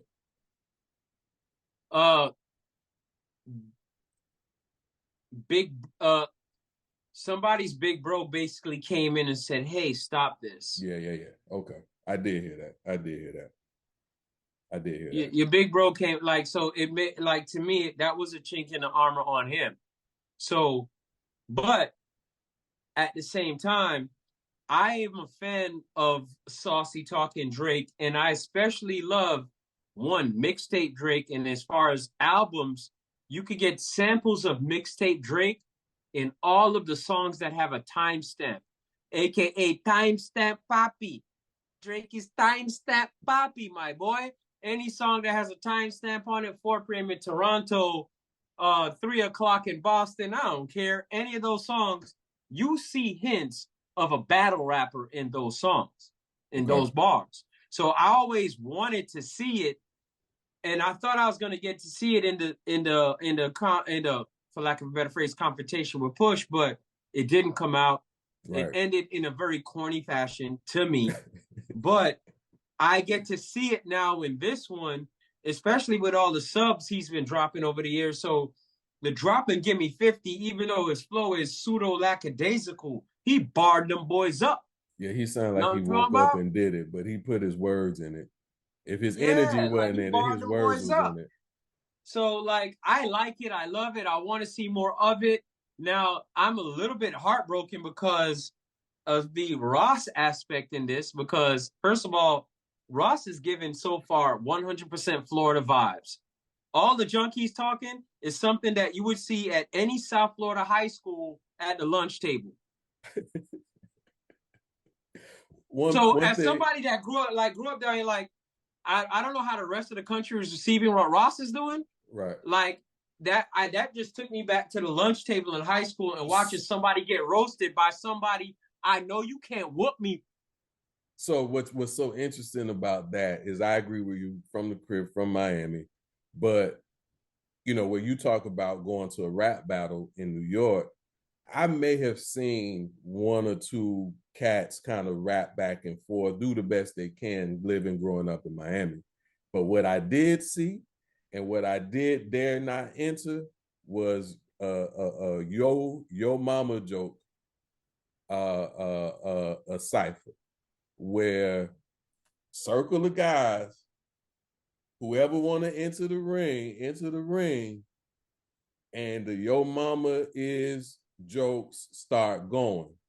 And when you get clapped on, you get forced to exit. Like, oh, that was funny. Oh, that was funny. But when it's a yo mama so da-da-da-da, you da-da-da-da, you da-da-da-da. Oh, and so the crowd pulled you out. Like, you can't even stand in the circle no more. And then the next competitor would enter. Like that. That's what I grew up with, and that's why I was taking notes because I dare not enter. I wouldn't enter. I ain't have it like that. But I took notes and I observed. But those are the battles that I witnessed. And the one thing I said with Ross is he survived a 50 Cent attack. Because 50 Cent is relentless. He gets you in every which way. He pulls receipts, he pulls records, he pulls video, he hits you on the internet, he hits you on song. He career suicide. He gets you every way he can try to get you. And 50 Cent was hungry for Rick Ross. It likens me to one of those nature videos when the alligator got the wildebeest in the mouth, but somehow the wildebeest get out and just keep going. Because Rick didn't do a lot of clapping at 50. I don't know how many songs he made about 50, but one way or the other, whatever Rick Ross is, whatever Rick Ross isn't, he survived the 50 Cent attack. So he's battle tested. Shout out to the 305 Miami Northern Senior High, Carroll City Chiefs. I love y'all. I love it. All right, so you like a rap battle. You like Drake's 50 push-ups. It was tight. He what they say, he knew his assignment. He barred him up. He knew he completed his assignment. He understood his assignment, right? So now, where are you with J. Cole's withdrawal?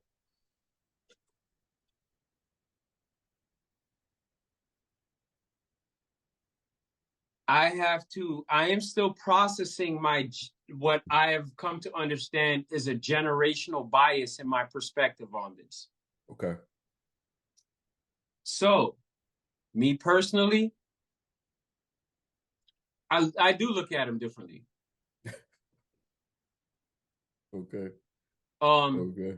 And I will always say, Cole is nice. But going forward, your project, you have to do some amazing work to re-enter consideration for top 10. Dang, you have eliminated yourself. The sports side of rap, you've niched yourself. The niche you've chosen is below sportsman. It is higher than whatever you just chose. So, yeah, you're nice. He was never my go-to guy anyway, but I always respected his game, his pen. It's nice, but J. Cole was never already really one of my go-to guys. And part of that, he could talk, whatever, and he could pen incredibly, but I never really got that he had the competitive nature to dog, all right, dog. There's some people that you go to New Orleans, your boy go to Carroll City, you play offense, he play defense. You the type of dude, sometimes you're the type of dude, your boy's about to try to tackle you, you're gonna run through his blurt chest. Oh yeah, no doubt. I mean, I think that's why God didn't give me size, because I cut up. Whether it's my homies, my cousins, I love you. We'll talk about it later. But while we on that field, baby, woo, man, and we could talk about how that starts so early in South Florida, them football rivals. We could come back to that. But he's not the kind of guy to run through his homeboy chest or flip it around. You on defense, you're not willing to lights out, crack back your homeboy, because you know what I'm saying? He's not that kind. He doesn't have that killer instinct. And all he did was confirm that. Okay, cool. So for your niche audience that like people without killer instinct, you're going to have that niche audience forever. I'm just out. Man, niche. It's weird, because he's the guy that said, I'm probably going to go to hell if Jesus asked for a feature, right? That verse on the track with Benny the Butcher, his last couple of albums were hot. I wasn't a day one J. Cole fan, but the last couple albums he had, the Dreamville albums, every verse that he's had on the Dreamville albums kill. His features kill. 21 Savage, Benny the Butcher, even songs with Drake. I'm like, okay. because when K Dot dropped his verse on the Future Metro track, I just knew, I was like, Drake needed to exit and just let it be between the grown folks, because of where I viewed them, where I viewed Kendrick energetically and where I viewed J. Cole lyrically. I was like, Drake's not going to be able to sing his way through this one. He's not going to be able to cutesy his way through this one. But Easy. but with, you know, but J. Cole dropping out to me tracks with what I perceive he has projected himself being, if that makes sense. To me, the J. Cole that dropped that album, you know, had the album that had the track about him and the girl and the wet dream and all that stuff. The dude that rap Kevin's Heart, the dude that brought forth Dreamville, seemed to be existing at a different level of consciousness, and which includes incorporating more love, higher vibe in his life, in what he emotes. Now, on the lyric, you know, rap game, like you said, is competitive. So, you know, saying that he's the best, the big three, nobody can compete with me, you know, all those things, that's part of the game. I mean, you got mush mouth rappers saying that they the best. I think that just, it's a thought process, and somehow that's what they come up with to create that next round. So him dropping out wasn't shocking to me, but and whatever next album he comes out with, I'm gonna check it, you know. So he didn't, I've not downgraded him. Hey, you know what the name of his next album is? Nah. The Fall Off. You joking, or that's what it is? No, I'm not, because if you look at his album titles, there's a theme: the come up, the this, the that. Like, there's a progression, and so this one is. He had already named it The Fall Off before he did this, okay. But now that he's done this, I think don't go forward with the album title The Fall Off. Well, so I don't want you to do that, Jermaine. And so that's where I am with him. I've not downgraded him. I'm still intrigued to see how this whole thing plays out. But in terms of what battles ensue, but I'm very curious to see and observe, witness basically how J. Cole's career does progress, because he turned off a whole lot of people. I consider you a nice guy, and you like, I'm done with dude. You know, my other hip hop subject matter expert, Vlad O, at some point, I'm gonna, you know, he worked, man. He too busy for us right now, but at some point I'm gonna bring him on. He's like, I don't want to hear nothing about J. Cole. I don't talk J. Cole. I want to see J. Cole. I want to hear J. Cole. I am highly disappointed in J. Cole. Right? Like he flummoxed about J. Cole. So I'm not flummoxed, but I get it. I understand. From they're okay.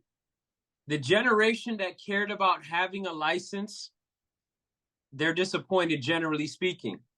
The young generation that doesn't get excited at age 16 because they could get their license because they're comfortable Ubering around, right? They don't care. Right. But like, yeah. No, that's just a bad joke. Honestly, I just feel like he's niched himself going forward by doing this. It's a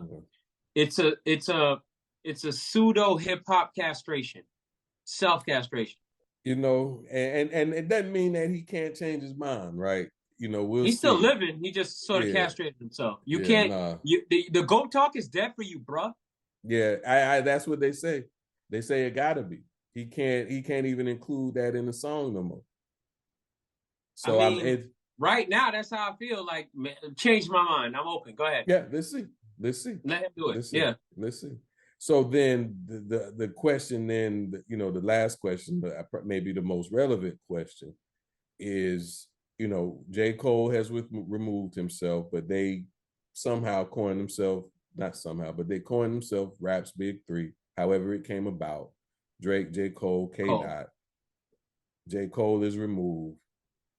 Are they the big two or not our era, so not Jay-Z, Nas, they grandfathered in. Is there somebody else you would put on top of that hill? Well, shout out to Lupe Fiasco. He has a song called Dumb It Down. Go check that out. I feel like a lot of times I have to do that in certain conversations because I have to learn how to play nice with the public and become better socialized and not look like a recluse. Okay, disclaimer over. A lot of times there's a difference between the best and who's most popular, who's most successful. So as far as being the best at RAP, rhythm, and poetry, I'm totally open to anybody saying that neither one of these gentlemen, none of them are the best. They're just the most popular of the people doing it. They had the backing and the timing. Okay. You might not be the best because personally, Black Thought, to me, running with any of these dudes. Yeah. To me. You know what I'm saying? I almost grandfather in Black Thought. The Roots been doing it for a minute, and he's of our age bracket. But I feel you. So Black Thought, who else? So like that's what I'm saying. So, okay, but as far as now the guys that are remaining, I do want to see the competition to see who could weaponize words against the other. You've given us storytelling. You've given us chick songs. You've given us pop songs. Both of these gentlemen have run the gambit on all the variety of songs that they could provide to the public. So now, one of the last sliders / differentiators, go head up. Like Jermaine should have did. Go head up and weaponize your words against each other. And who is better at weaponizing syllables and synchronizing words to the success of themselves and the failure of whoever they're aiming at? This is a skill. That is a sport. Part of it is like slam poetry. It is competitive. I'm okay with it. No, I don't love when it spills over into street shit. No, I don't love that. However, I love the competitive nature of it. But we can't act like hip hop is the only thing that spills over into excess. I've gone to soccer games where parents get into fights in the parking lot, right? I've gone to and I'm talking children's soccer games where parents get to, like, it spills over. Competition gets intense. I've seen referees get jumped, bro, after basketball games. You know what I'm saying? So we understand that sometimes competition could boil over, but I'm here for the competition nonetheless. And so I want to see Kendrick's response. I feel like Drake took the pressure off of himself by already providing Drop and Give Me 50. And now I feel like the longer Kendrick takes, the more pressure is putting on himself for whatever he puts out to be it has to be phenomenal. I think he's forced and he's put in a position where whatever he puts out has to be phenomenal at this point. Okay. All right. Well, more to come. I am interested. I am intrigued. Rick Ross definitely provides some comedic relief for whatever it is and isn't. He's so Florida. Hey, it's shout funny. Out, like me and the homie MT was talking about that earlier. Like, he's so Florida in his whole appreciation and approach to this. Like, he gave you like this like little opening verse. It was more like a poem than a song, and then he just starts clowning you. It's so lunch table, dog. This is lunch table. Northern Middle, Miramar High, wherever you went, this is lunch table. Yeah, it is. Spill out. The spill out. What? Oh, the spill out area. Yeah. Yeah. No, I dig it. I dig it. All right. So that's what we've been listening to and watching in a lot of ways, but specifically, we haven't done this. And so in talking about what have you watched, let's take it a few steps back. And what have you watched? Share with us some of Craig's favorite movies. What are the movies? What are the movies that if they come on right now, when we end this podcast, if you turn on the TV, look at a screen, and somehow this movie is on with or without commercial, you will be stuck for more than a few minutes watching it if you don't just go ahead and finish it. What are some of those? All right, B-Dog. Look, I'm going to start the first one on the list. I got to start with it because it's happened recently. I just happened to be scrolling, skipping, whatever, and I saw it, and the productivity for the next couple hours was non-existent. That's slight disclaimer. The following list may make me appear to be a Brad Pitt stan, but I am not. All right, cool. Troy. Okay. Brad Pitt and Orlando Bloom. I'm pretty sure it's an 2004 film. I love Troy. Troy's good. I love that. Troy's good. Oh shoot, I gotta look that one up. Okay, I'm gonna speed this up. Apocalypto, 2006. I think it was produced by Mel Gibson or directed by Mel Gibson. He had some affiliation with it. Apocalypto 06, fantastic film. Rudy Youngblood, Israel Contreras as Jaguar Paw and Smoke Frog, respectively. What Dreams May Come, Robin Williams, 98. What Dreams May Come, Robin What's Williams, that 98. one about? What Ooh, Dreams I May can't wait Come? to tell you. Yeah, tell me. Oh my God, dog. The movie is about this brother literally walking through purgatory to get to hell for the woman he loves. And then when he gets there, he realized all of his attempts to get her to come with him and leave hell was failing. So the angel that guided him in his walk through purgatory to get to hell for his wife, he went back outside and said, hey, look, I'm going to stay here with my wife. You could go back to heaven without me. I saw that and he once. chose to stay with his wife. I saw that once. Because what had happened was when he died, he went to heaven. She had died before him. When he got to heaven, he found out she was in hell because she committed suicide. Bruh. And he's like, nah, I'm going to go get my chick. And he walked through purgatory for this woman. Mm-mm. And when she wouldn't come with him back to heaven, this brother said, I'll stay in hell with you, baby. What? That touched you. That touched you. Dog. That touches you because you said if it come on right now, you watching it. Bruh. Okay. That's deep. That would have not been one. Boomerang in there, Eddie Murphy, Halle Berry. Okay. Benjamin Button and Forrest Gump. And hold up. The City of God, I think, is the last one. I gotta look up the name. It got Orlando Bloom in it too. But yeah. That's what's all yours, dog. I'm sorry. I that's more than 5. My bad. That's about 6. Well, mine don't go so deep. Mine don't go so deep. So first and foremost, it's not one. It's all 3 of the original Star Wars movies. 1, 2, 3, A New Hope, Empire Strikes Back, Return of the Jedi. As far as I am concerned, it's just one. It's a triple CD. It's a triple DVD. Like if you watch one, you gotta just keep going. So that's just one long movie, as far as I'm concerned. And I'll thumb wrestle anybody who want to tell me otherwise. Now, what you do with the prequels, what you do with the sequels, I've watched them all. I've seen them all. I've watched all the animated Star Wars. I got Bad Batch on queue, the most recent Bad Batch, Rebels, Rebel Assault, Clone Wars, video games. I'm Star Wars up. But in terms of movie, where I can, if TNT does it every so often with the commercial, If I'm minding my business and I see Luke Skywalker or Princess Leia, I'm stuck because I'm always seeing something I don't see.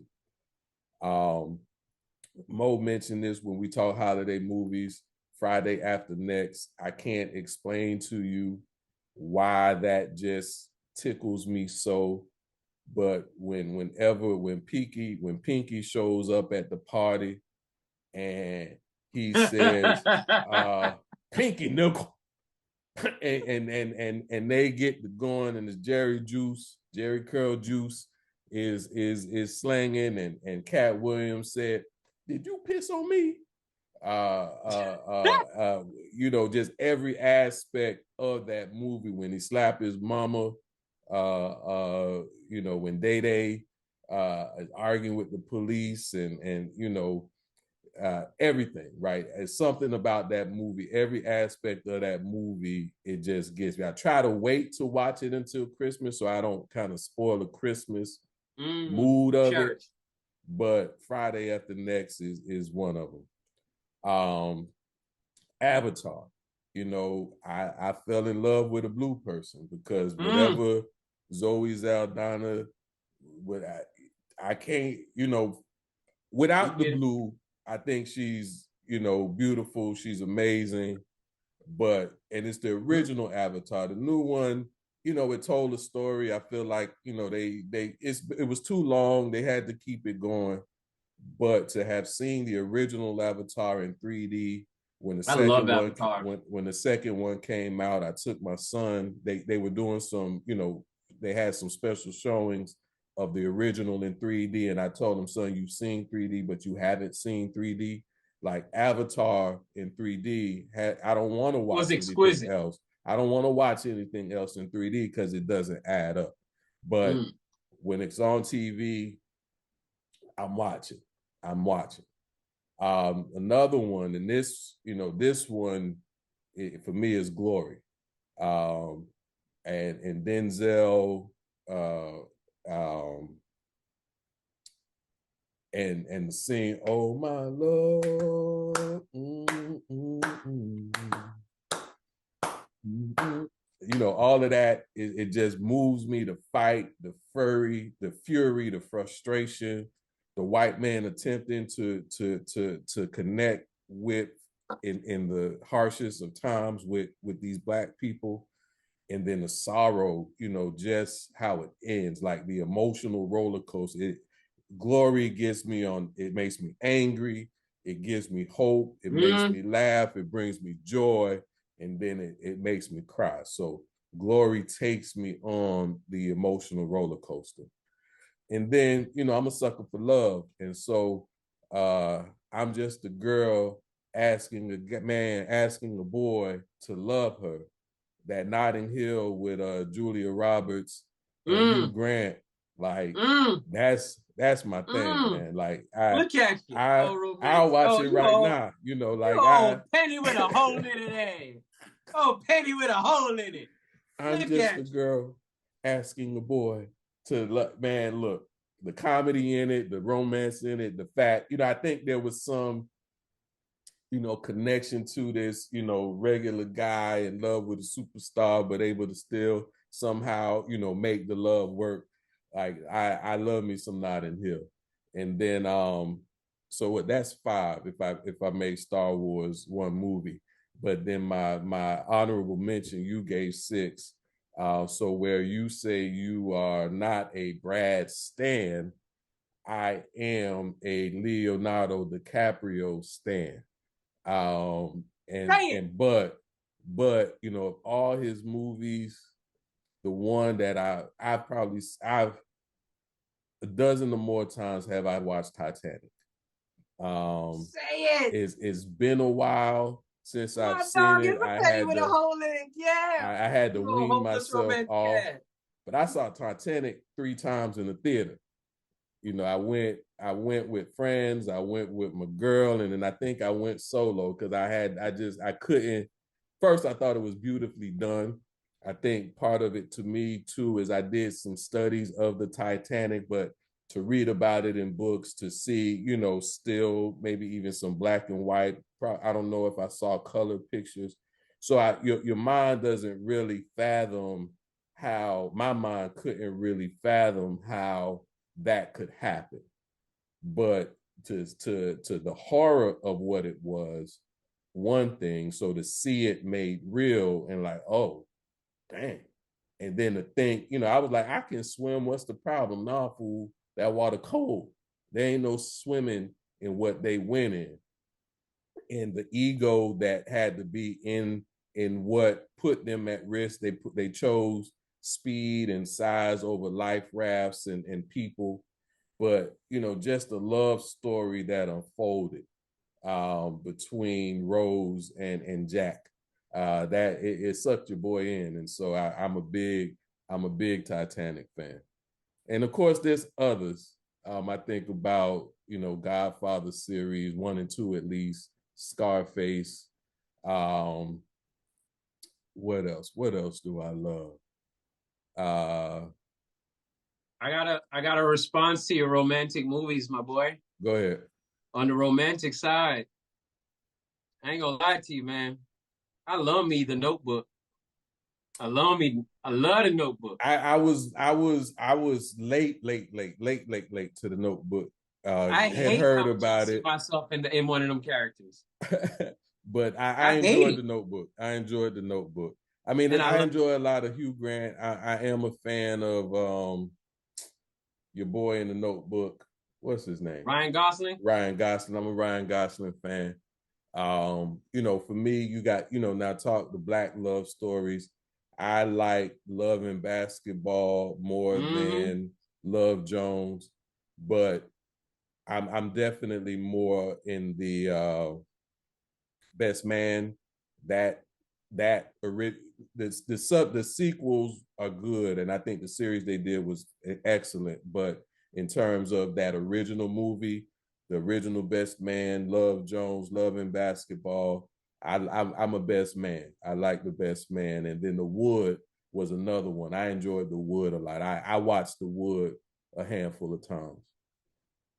Out of the romantic category for honorable mention, though, there is a 2005 film called Kingdom of Heaven. Okay, who's that? It's written by Ridley Scott. Okay. It stars Orlando Bloom. Okay, Kingdom of Heaven. Edward Norton is also in the cast, and Liam Neeson. Okay. It's slightly whitewashed historical drama that centers around Jerusalem. Okay. Rise, fall, capture, kind of the fall of the temple, the fall of Jerusalem. Okay. It is an exceptionally written and acted story. So that's honorable mention outside of the romantic category. But outside of Notebook, you hit a lot of the other ones I just freaking love, dog. Like but yeah, those didn't even come to mind. I'm so out of touch with the hopeless romantic in me that I'm not sure it's in me anymore. I know it's still, so man. I appreciate you. It just went dormant, man. And that, you know, I advise, you know, as a coach, we don't give advice, but occasionally folks ask, occasionally I'm compelled to. And so if you need to recharge that heart, if there's a heartbreak you need to get over, love that you need to reconnect to, you know, I prescribe the love songs, get that playlist playing, watch the movies, get your tissue, get your popcorn, and just let the feelings flow, because when you release it, it no longer plagues you, and then you open back up, because you got to let that heart shock. You got to let that heart chakra. You got to let that energy being all open healthy up, and non-toxic. Because you know what it is the heart chakra, from what I understand, is the centerpiece. It's the gateway. It allows all the other chakras to speak to each other. It allows all that other stuff to connect. And so if your heart is blocked, everything else is blocked. And so whatever you're trying to do, whatever you're trying to express, is Are blocked you off. trying to connect us back to our Bible verse from earlier about guarding your heart? Is that what you're doing here? If so, that's brilliant. Keep that It's up. all connected. It's all connected. All It's things are all one. connected.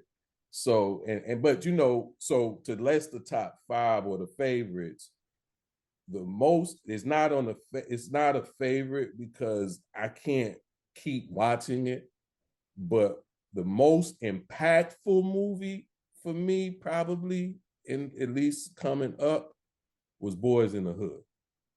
Like that for me, I remember, I don't even remember when it officially came out because I feel like my mom took me to a special screening. Like it wasn't advertised. Nobody in the neighborhood was talking about it. It was like, we finna go here. And where we were going turned out to be at a movie theater watching Boys in the Hood. Bruh, I didn't know, like I knew West Coast because at this point, Ice Cube, we had already had NWA. I don't remember if we had Snoop or not, but we knew West Coast music. We knew the gang life. We knew about those things, but I didn't realize that it was us. It was Ice Cube's neighborhood. Doughboy's neighborhood was my godmother's neighborhood in Liberty City. It looked it would look the same. The energy felt the same. The way the kids talked to each other. The bully with the bat football. He said, "That is my ball now." That's happened to me. I had somebody take my Reese's Pieces. They didn't even take it. He said, "Let me get some." And I went to try to put it in his hand, and he said, "They're mine now." And I was like, damn. And I didn't know how to run. I didn't know how to not stand up for myself, but I knew this wasn't a battle I was going to win. So I just stood there and said, "Give me back my candy." And I stood there long enough and I figured I'm either going to die or be injured seriously. But I stood there long enough, stayed silent. He gave me back my candy. He said, "Here you go, shorty. You kept a cool head. Most cats get hot-headed and you got to knock their head off, but you kept a cool head. You all right with me, shorty." And he gave me back my candy. And I was like, God smiled. That was the first time I heard the heavens open and I felt angels say, "Ah." And so to this day, my favorite candy where I'm young is if I leave this planet with one candy, it's gonna be me and my Reese's Pieces. So to watch Boys in the Hood, it showed me it was my environment on TV, the parking lot pimping, everybody on the street doing nothing, just hanging around the cars. We didn't have the hydraulics necessarily, but we be up and down somebody's street doing nothing, talking trash, flirting, just being on the scene. I love that life. But then to see what happened to Ricky also told me that you ain't about that life. And as much as it may be fun to be on the scene don't stay like that. And as you know, it got to where we couldn't even go to house parties. You couldn't hang out in the open after the football game. So it's just certain things that were no longer available to us or to me because of what the outcomes tended to always be. And so Boys in the Hood, especially with Trey being, street adjacent, hood adjacent, those were his homies. His daddy was like, "Nah, Negro, this is what it is." And it ended up with Trey going to college. And I said, I may not be Trey, but I'm getting up out of this motherfucker and I am going to college. And so Boys in the Hood, where I can't just sit and watch it because I know how it ends. It's too much sometimes. That's probably the movie that impacted me the most coming up.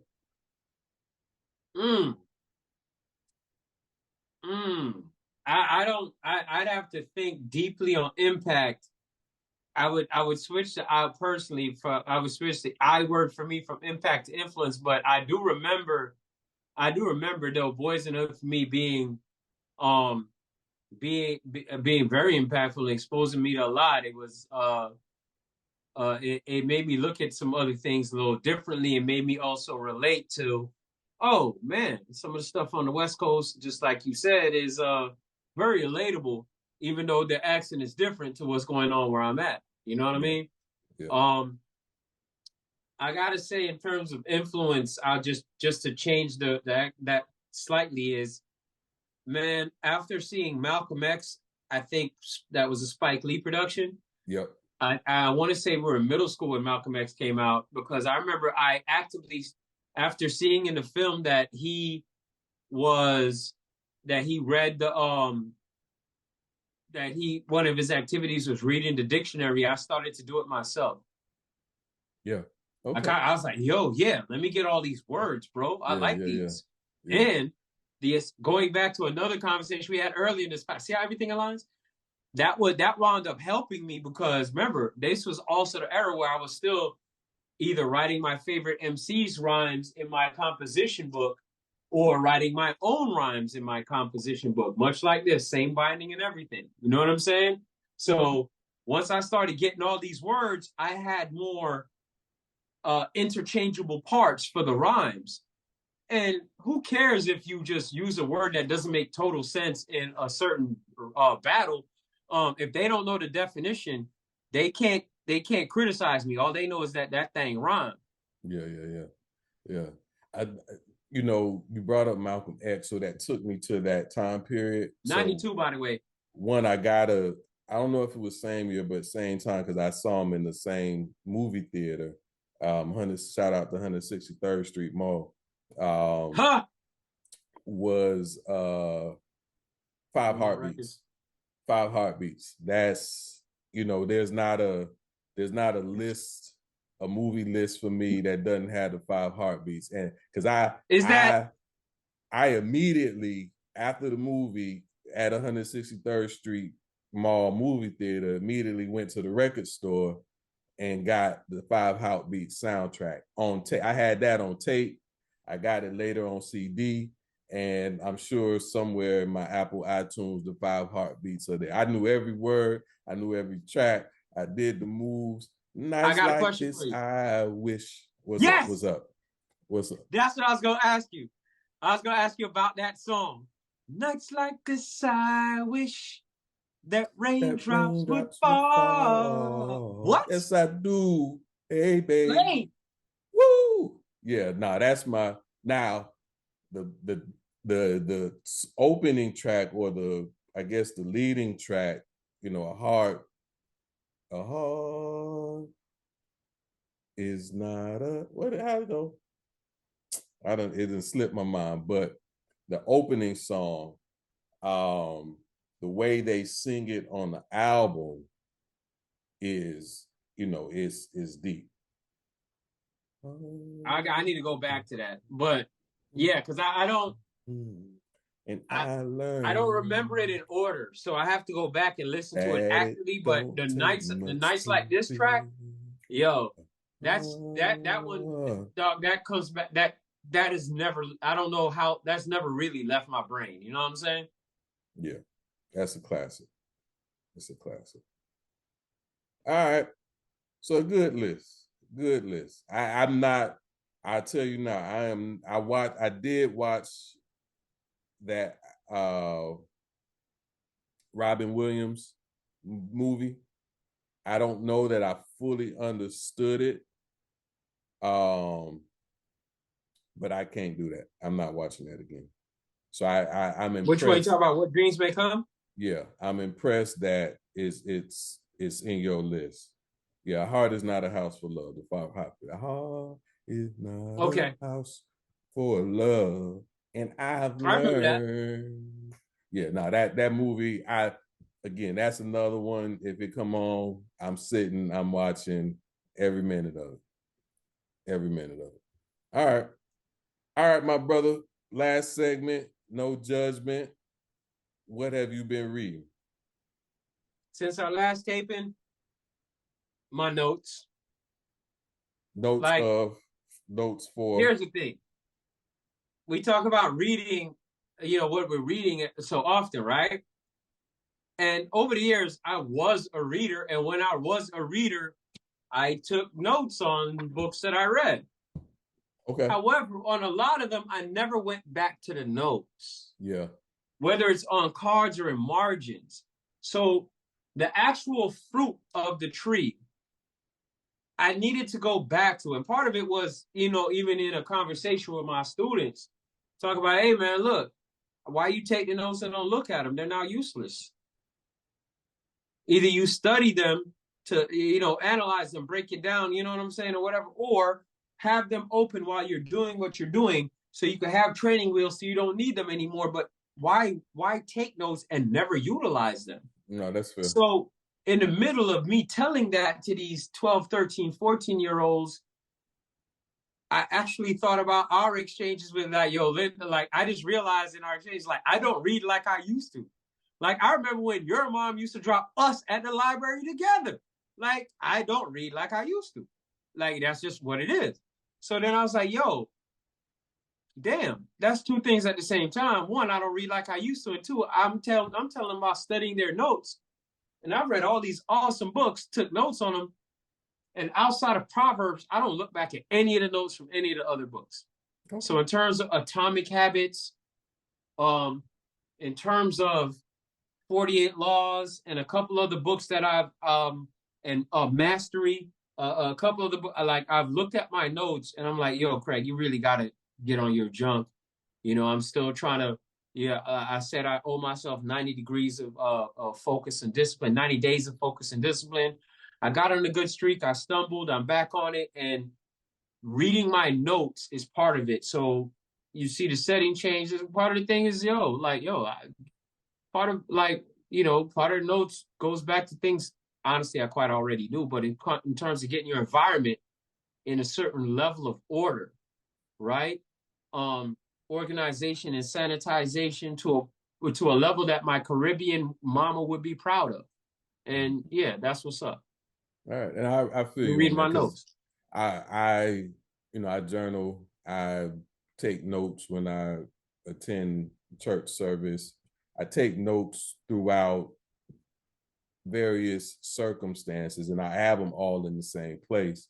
And I recognize that I don't go back to these notes. Now, part of the exercise for me, and this was true in studying, is writing it down helped get from the paper to the pen to my brain. So some of the stuff I intuit in the mere fact that I write it. But when I do reflect back, especially because I do a reflect back typically every month, there's nuggets in there. There's reminders in there. There's things to carry forward into the new month in there. And so it does behoove the revisiting of the notes. So I feel you on that. All right. So I am near completion of Spiritual Economics by Eric Butterworth. And so this was recommended to me by one of my book club colleagues, coaching friend, my book club colleagues, but he is a friend.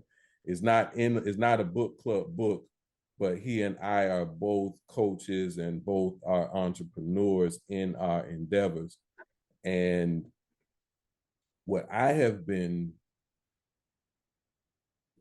I don't know if the word is struggle. I won't say struggling, but what I've been encountering as I continue to build my business and build my practice is, just as we talk about earlier, the state of our union and the level of low vibe that exists in our culture, our society, I find that in entrepreneurship, when it comes to elevating, supporting, sharing of resources, that energy, that low vibe is present as well. And to be an entrepreneur, you got to make money. Entrepreneurship, you eat what you kill.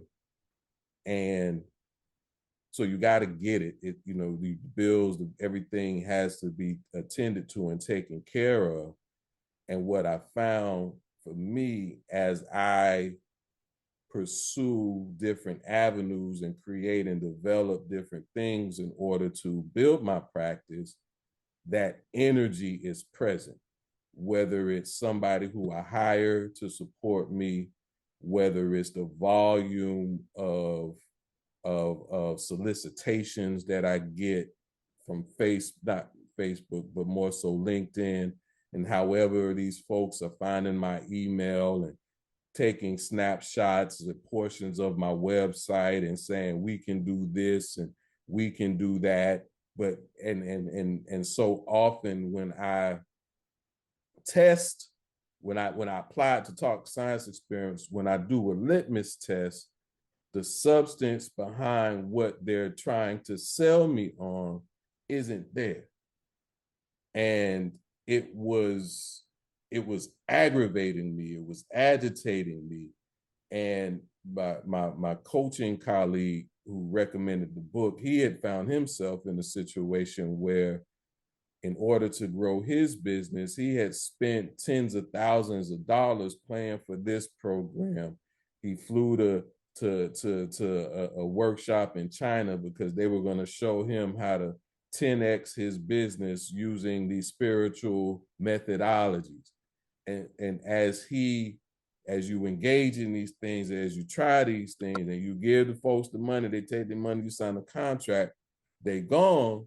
But the growth that was supposed to happen didn't happen. And what you're left with is the perspective that this is my fault. Like I'm doing something wrong. And so as that energy started to reverberate in me, to know that it's not true, to know that the value that I bring in the work that I do is significant. So why am I feeling like this? I needed a different perspective. And so again, my friend, shout out, y'all check out Paresh Shah. He out there doing big things. He'll be happy that I mentioned him on the podcast. But his wife, she's also a coach. So through their church, they did a initiative, a project, a program, I guess, predicated on the principles in this book. And so he found it tremendously valuable. It helped release that low vibe, that what we call catabolic or destructive energy. It removed it from his purview. It took it, it unblocked his heart as he looked at profit, as he looked at growth in his business, as he looked at how he dealt with contractors, clients, or whomever, even the people who solicit. So to share his feedback with me, he recommended the book with me. And when I tell you, man, it's powerful. It's powerful. It is anybody who cares about money and believes in God, believes that Jesus died and rose, and have inklings on money, whether you got a lot of it, want more of it, don't have enough of it, whatever your relationship is with money, making money, hustling, working, entrepreneur, corporate, wherever you are, whatever you do, if you're a faith-based person and you about making money, I think it's something you should add to your reading list. It's different than what's the original money book? Money book. Rich Dad Poor Dad. Think and Grow Rich. Think and Grow Rich. Think and Grow Rich. Okay, yeah, Think and Grow Rich. So in the realm that money makers swear by the principles and Think and Grow Rich, this is in that realm, but it adds a scripture, biblical, faith-based, Christ-based, God, component to it. So it's not new ideas, but it's new ideas based on what the good books say. So Spiritual Economics by Eric Butterworth. I'm enjoying it. I appreciated it. It's helped release some of that energy that wasn't serving me in my journey and allow me to keep powering forward, bringing the good stuff to the people. And on that, we'll take a break and be right back.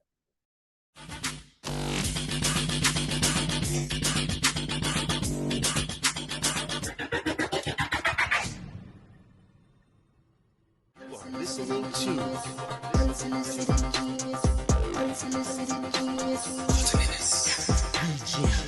Craig D. Craig D. Molat.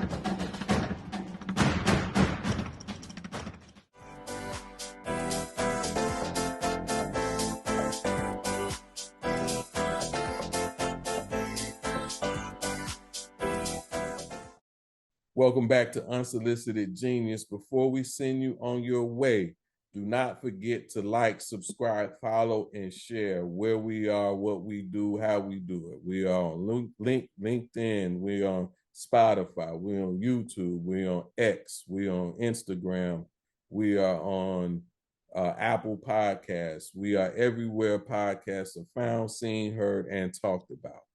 Shout out to the super producer, Joe Nitty. Thank you, my brother. Thank you for everything you do, the behind the scenes stuff, the in front of the scenes stuff. We thank you for helping us look good, sound good, and do good.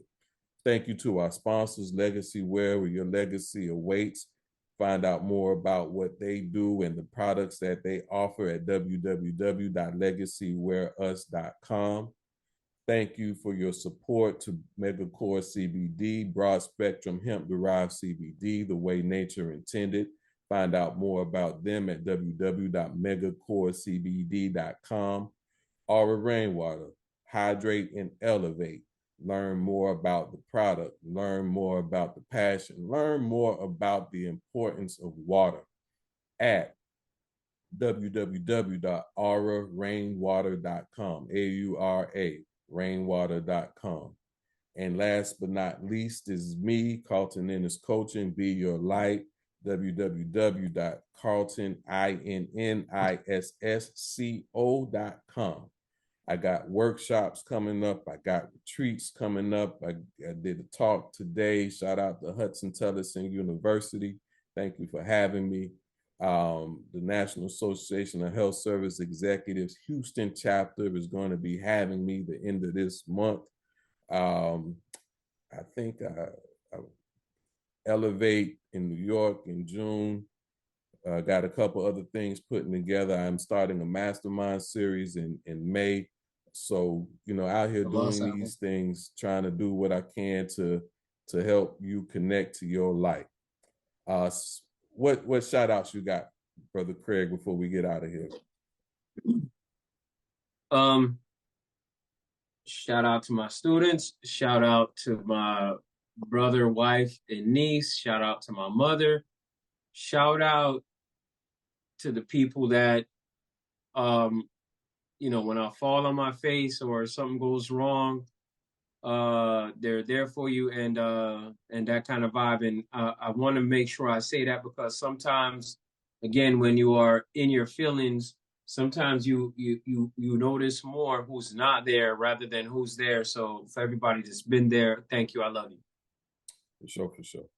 All right, I want to give a special shout out to Spring 98 of the world famous Zeta Kappa chapter of Phi Beta Sigma Fraternity Incorporated. Shout out to their number one, Carlton Innis, line name Genius. Their number two, Rudo Akil Booth, Sergeant. Rob Safari. Number three, Ignace Erdelis, Soldier. And number four, the tail dog, the foundation, to hold it down then, to hold it down now, Andre Kirby, also known as Bull. Yesterday was our little homie Sigma anniversary. It has been 26 years since we crossed them burning sands. Happy Sigma-verse. Happy Sigma-verse. Craig, you're a little older than me. Joe Nitty, a little older than you. But that being said, 26 years was when we did that thing. Phi Beta Sigma is a non-hazing organization, and it was an experience unlike any other that I could ever imagine, an experience unlike anything that I would ever fathomed. So to know that we did it then, we're still living and breathing and loving and raising our children now. You know, God is good, and He gave me all the time. He gave me my line brothers, and so I love y'all. Shout out to us, happy Sigmaversary. And so for tonight's Thoughts of Genius, I kind of lean on my shout out. Family is important. And while family can be chaotic, family can be challenging, family can be frustrating, family is and can be flawed, family also is not solely defined by blood. Family truly is defined by love. And if we allow ourselves to open up to the love that surrounds us from whomever it may come, we then are able to see who our love is, who makes up our family, who is our village. And if you have people who think about you, people who text you out the blue, people who support you when you feel the loneliest, that's your family. And for me, I was born into a family that was full of love. I don't know that there was a day in my life where I felt that I was not loved. Even if I felt like my mom and daddy didn't like me at the moment, I knew my auntie did, I knew my cousins did, I knew my uncles did. But I too have been blessed with family outside of the family that I was born into. Unsolicited Genius is a project of family. I have created a family I have gained family in book club. I have gained family in people who I've worked with, worked for, who worked for me. I have gained family in high school, family in college, family that goes back to my homie that we've been buddies since we was in kindergarten. So if I look around and I can see family, and I know that these people can see family in me, I know that exists for most of us. And for those who may not see it, the opportunity may not be in them. It may be for you to embrace and receive it. Because family is dysfunctional. Y'all met Uncle Mo. You see how he acts. But in everything that he is and isn't, he is love. Family is imperfect. Family is flawed.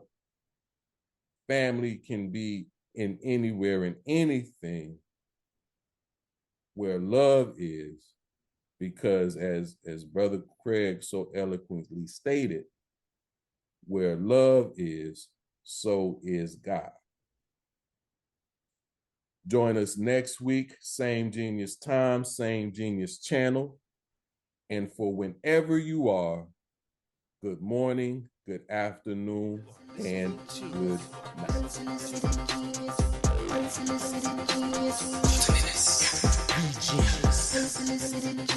Craig D. Molat.